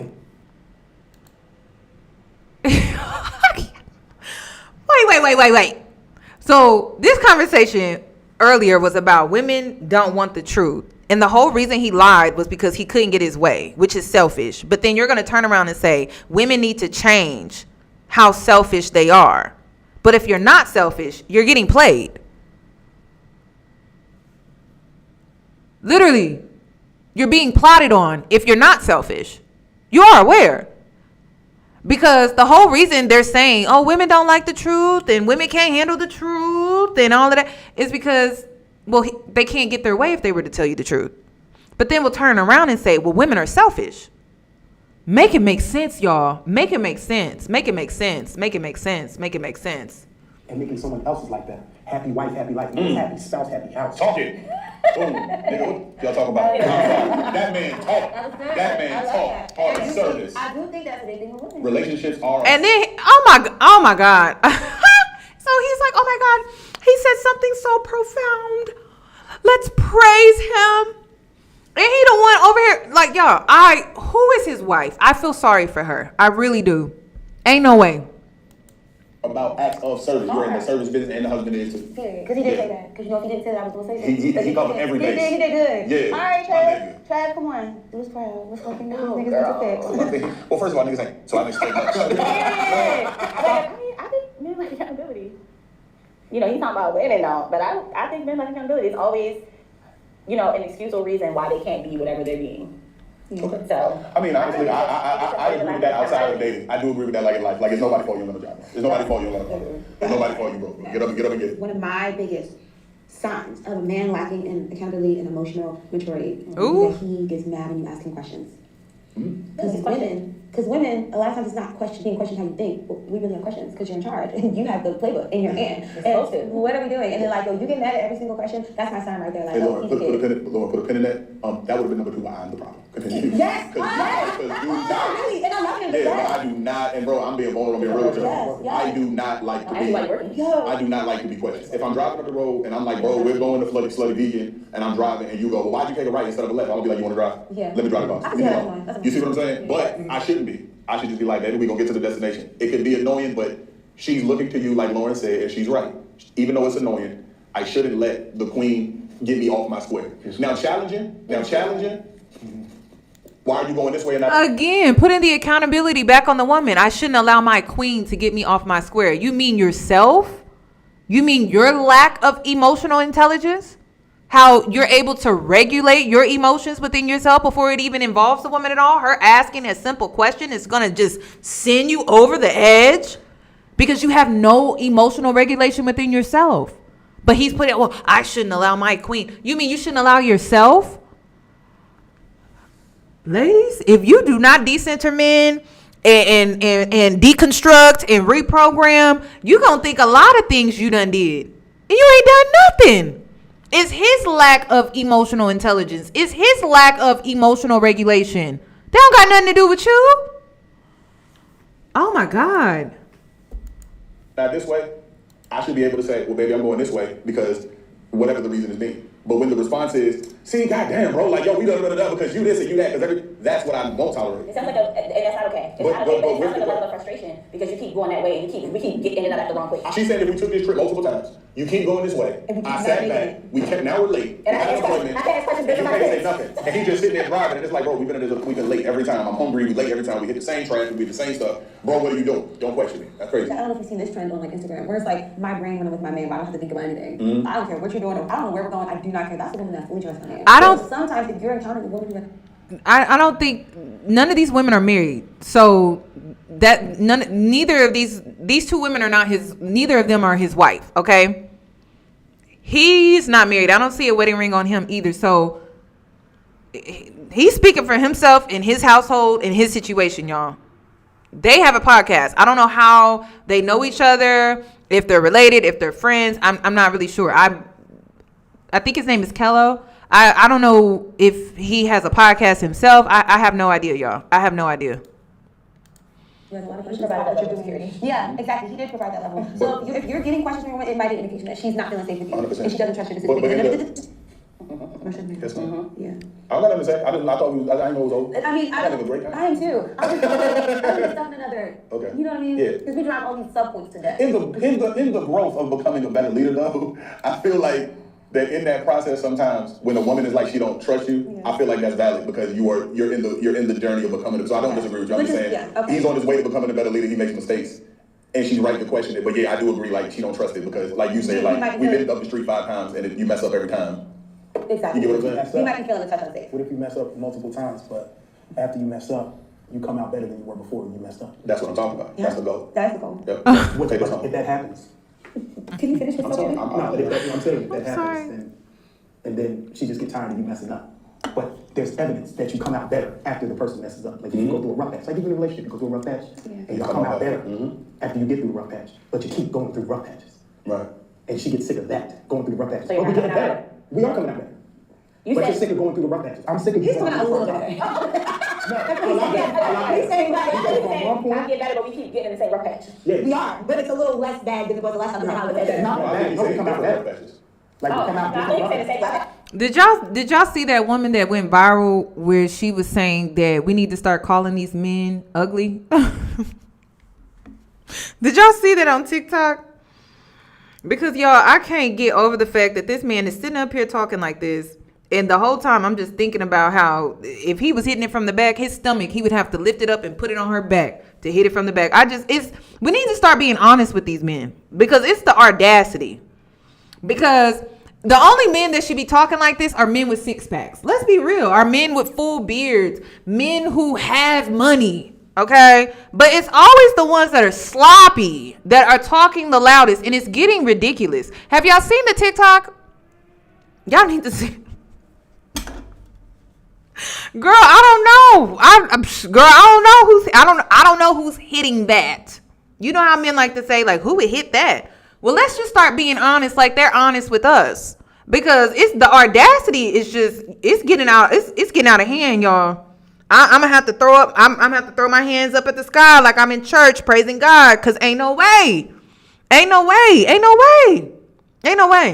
they be speaking with so much confidence. And then a woman can be beautiful, drop dead gorgeous, and she has low self-esteem. And it's because men have got into her psyche and have convinced her that, well, she's not worthy, she's not deserving. But then a man like this, who would have to lift up his stomach to hit it from the back and put it on your back, is up here talking this foolishness. Y'all, it's getting ridiculous. It's becoming ridiculous. I'm gonna see if I can find it. Let me see if I can find it. Different rough patches. Different rough patches. But I'm sick of going through these rough patches. We're talking about different rough patches. If we're talking about the exact same problem, because I thought that's what you were saying. That's what it sounded like you were saying. I have this exact same problem. I just did not understand, and I don't understand. I don't understand how you can have the same problem and come out better, but have the same problem. So it's like trying to fix a bridge or a chair or something, where you have to, it's like a weight-bearing item. And so it needs to be reinforced. But you don't know if it's broken until you sit on it and it cracks a little bit. Then you reinforce it some more. But eventually, you're not solving the problem. But you will eventually if you just keep reinforcing, you add more planks or whatever it is. Right. So that's what I thought he was saying. Right. So that's why I was like, no, that makes sense. Even if it is the same problem, if you're slowly improving, that's fine. I know what he kept saying was that we keep solving the same problem and going back to the same problem. I'm complaining about men having audacity when you call them they ass medium and ugly. The problem is y'all keep letting ugly men have. I'm complaining about men having audacity when you call them they ass medium and ugly. The problem is y'all keep letting ugly men have confidence. We need to go back to shaming ugly men. Wait a minute. Wait a minute. Wait, first of all, you're not going to speed past that like you didn't just say what you just said.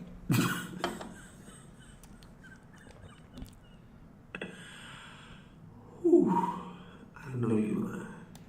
I'm complaining about men having audacity when you call them they ass medium and ugly. The problem is y'all keep letting ugly men have confidence. We need to go back to shaming ugly men. Wait a minute. Wait. And ladies, listen, I get it. We're the nurturers, right? We are. But we got to be picky about whose insecurities we're nurturing, whose egos we're stroking, who we speak life into. Because that shit is backfiring on us to the point where they have a lot of audacity, don't they? They have the audacity. And it's because of us. Again, accountability, self-empowerment. That's what that is. Accountability, self-empowerment is the power that you hold within yourself. You're choosing to feed the beast and then turn around and he's using that against you. So let's be selective. There's no such thing as medium ugly. He's either attractive or he's not. Because who tells us we're medium ugly? Nobody. They don't do that. You're either attractive or you're not. We have to go through all these different rating systems and all of that bullshit. Like, let's just call a spade a spade. Let's keep it fair across the board. So it's just getting ridiculous out here. That's why he's sitting up there talking like that. Let's see what this man has to say. Hopefully he don't piss me off. If he starts talking stupid, I'm gonna have to turn him off. I know you lying. Okay. Okay, he didn't have nothing stupid to say. Let's move on. But I just wanted to share that with y'all because this is getting ridiculous. This is just unacceptable. And then, hold on. And then, okay, so I wanted to play this too because it just goes back to what I was saying when I played this video. A man of average attractiveness has to swipe right 200 times to get one coffee, and then 4 of those 5 coffees will ghost him. It's not coffee, it's sex. And the man just... Wait a minute. I don't know what... Can y'all hear me? My mic is not mute. My mic is not mute. Again, the coffee situation. That's not coffee. That's sex. It's sex. So men are lonely because they're not getting sex. It's not men are lonely because women, they have no company at all. Men are lonely because they're not getting sex. So even the loneliness is bullshit. They're not getting sex. That's what this is all about. It's about them not being able to get access to your golden womb, ladies. They have no life. There's no spark. There's no glamour. There's no glitter. There's no glitz. There's none of that. It's just them. Dull. Sulking in their own misery. They don't have any access to the golden womb. And so it's coffee. It's not coffee. You really think men are taking you out for coffee just because they want some coffee? A man of average attractiveness has to swipe right 200 times to get one coffee, and then 4 of those 5 coffees will ghost him. You can't tell women to... Now, why would, out of those 4 coffees, ghost him? Why would they do that? Is it because they were reading the situation and they were like, oh, he's trying to sleep with me. I'm not really trying to sleep with him, so I'm just going to disconnect.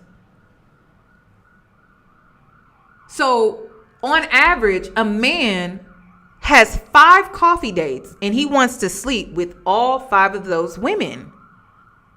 That's what that is. So the loneliness that they're experiencing is just the simple fact that they can't get access to women and sleep with them. That's really it. Do you really think there would be a loneliness epidemic if men were out here getting access to women and their bodies? No, they're not. No, that's not what this is about. Or their expectations, but this is the reality. When you ask a man if you could have a woman who had 80% of everything you wanted, 75% say, yeah, I'm on board. When you say to a woman, a man has 80% of what you want, 75% say that's not enough. But even back to, again, them not getting their way. Right? So what's not good enough for us should be good enough for us because it's good enough for him. Crazy. I can't make it up. look at the media. Right. What does the media tell a woman to do? He's out. But he didn't open your door. He's not nice to his parents. Walk right out on that man. Like it's literally every piece of media is you don't need him. You're a strong, independent woman. Pull the ripcord. You're out. And you want to know why they feel this way? Because they don't have substance outside of what they can provide for a woman, which is just monetary things, right? So they're upset because we no longer see those things as valuable because we have independence. That's really it. And so we see emotional intelligence as valuable. You opening the door, pulling out our chair, that's valuable. That's something I wouldn't have if I was out here just being independent. You being a nurturer to your children and not just a little babysitter. That's beneficial. So what is really the problem? Like, what are they really complaining about? I have to be a better man. They want me to be a better man. I have to be a better man. And if me just showing up as an average man is just not good enough for her. And so I have to be better. And me being better, they sound like toddlers. They sound like toddlers. You ask a toddler to use their words instead of throw a tantrum. That's what they sound like. That's all I'm hearing when I hear them talk and complain. It's like, damn. It's basic kind of communication around this is you are a strong, independent, powerful woman. That is wonderful. And quite frankly, you don't need the imperfect man. And why is the average male intimidated by a woman feeling powerful within herself? It's because he doesn't match that. And he can't compete with that. And he's intimidated by that. That's what that is. And why are men intimidated by women feeling self-empowered? Why? Like what is that? Why does that bother them so bad? I really don't understand. It really don't have nothing to do with them at all. But they make it about them. Why? Because if I'm focused on my self-empowerment and you're focused on your self-empowerment, neither party should be intimidated because we would both be operating at our best. But why the average man, why is he so intimidated by the self-empowered woman? They're just not connecting. I read that on Tinder, a man of average attractiveness has to swipe right 200 times to get one coffee. And then 4 of those 5 coffees will ghost him. They will decide. And then an app like Tinder, right? This is what's so gaslighting to me. Tinder what is that app used for? Is it used to find a committed relationship? Hell, he could have said Hinge. I would have been like, okay. But Tinder? Come on. In 2025, Tinder? They don't want to meet him or they won't show up. That means a guy of average attractiveness has to swipe right 1,000 times to get one coffee. Now, what does that tell that guy? Coffee. Women don't value me. Women make me feel rejected. And then they go online and they see these misogynists telling them it's not your fault. And these men become much more prone to misogynistic content, much more prone to nationalistic content, and blaming other people for the lack of economic opportunity. And he's basically saying it's women's fault. Because you wouldn't accept me at average. And so I'm going to turn to misogynistic content online and nationalist content online because you won't accept me at my average. That is what he's saying. But then the other man on the other podcast with April Mason, right? That woman wasn't good enough. Even though he was able to build with her, he was able to become a better man, that wasn't good enough for him. So he's still weighing his options, even though he's in a committed situation. So even they won't even choose what they consider to be average. So we must, or else it's our fault. Oh my gosh. Like y'all, please stop feeding into the incompetence of men. Please. You are weakening them to the point where they are weak as hell. Because y'all, I wish I would sit up here and put all of the blame on a man when it comes to my own life experiences. I got better things to do with my time because I create my reality. The world that I live in does not create the reality for me. I create my reality. I choose how I take on experiences. I choose how I recover from certain experiences. I choose the experiences that I want to have with certain people. I don't put that on other people because I can leave. I don't have to deal with you. I don't have to talk to you. I don't have to entertain you. Seriously, I don't have to marry you. I don't have to have your kids. I don't have to do shit I don't want to do because that's my choice. So if you have a reality that you don't like, it's because you're choosing it daily. You're not stepping outside of what you did yesterday. So you keep doing the same thing. And maybe you do need to level up to have better experiences, but you're still choosing that reality for yourself. And listen, ladies, you are multidimensional. So there's a lot of different realities you can create in this lifetime. There are. And I feel like women are starting to exercise what dimension they're wanting to live, right? What dimension they're wanting to live in. So you see the women that are traveling. You see the women that are living off grid. You see the women that are having kids. You see the women that are choosing to be single and child free. I mean, choose your reality. But men are so slow when it comes to evolving to the point where they sound like toddlers as if they don't create their own reality. And once it clicks that you have free will, you don't have to do anything that you don't want to do. If you wanted to walk out of your job today, you could do it.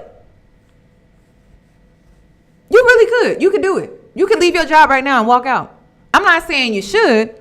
I'm not saying you shouldn't do it without a plan. I'm saying, but when you really think about free will, you can leave your job right now. Instead of you going right home after work, you have free will to go see a movie. You have free will to maybe stop by the park. Tap into your free will. Stop thinking you have to do things the same way every single day. You don't. You're choosing to do that. You are choosing to have the same experience because you keep putting yourself in the same environments. You can create a different experience for yourself. But if you keep choosing that environment, you're going to create the same experience over and over again. If you have a type, right? You have a man and you have a type. Well, that type keeps giving you the same experience. If you were to change your type, you could get a different experience. You're choosing your reality. People are choosing their reality. It doesn't matter if it's a man or a woman. Choose wisely. Choose differently if you're tired of the same old stuff. They start sequestering from society. I worry that we are literally evolving a new species of asexual, asocial male. And if a man by the age of 30 hasn't either lived with someone or married someone, there's a 1 in 3 chance he's going to have a substance abuse problem. And whose fault is that? It's not our fault. It's not. Because there's men on this app and other apps, and even women that are teaching women how to level up, so they won't die alone. But then when men are, they're predicted to most likely die alone, there's no level up for them. There's like, oh, women just need to pick me, and women just need to choose me, and women just need to just deal with my issues and everything that comes with me. I don't need to change it all. It's crazy. It's imbalanced. It's backwards, and it doesn't make sense. I'm really big on people coming together, whole within themselves first, to create a new world. But if you're not whole within yourself, there's no new world that you can create. The only thing you can do is bring problems and create burdens for another person. So you're whole, and then you create a whole new world with the person. That's it. But this, I'm half-assed bringing something to the table. It's just, men need to do better. Like, honestly, and men need to take accountability. And I'm not saying that women don't, because again, accountability is self-empowerment. I can't stress that enough. And again, instead of men carrying this weak ass victim mentality, your accountability is your empowerment. And you're choosing to give that away and give into your addictions or potential drug abuse. That's your choice though. And if that's how you want to make your life, that's the life you want to create. You just want to be lonely and alone and just be just abusing drugs and having an addiction, that's your choice. Victimhood will only create stagnancy in your life. That's it. That's it. That's all I really wanted to talk about. It's just crazy. I wanted to react to that because I just thought it was so interesting that women need to be accountable. Women need to choose better. But then a man will sit up here and say that a woman can't handle the truth. So I'm going to lie to her so I can get my way. But the reality is he can't handle what comes with telling her the truth.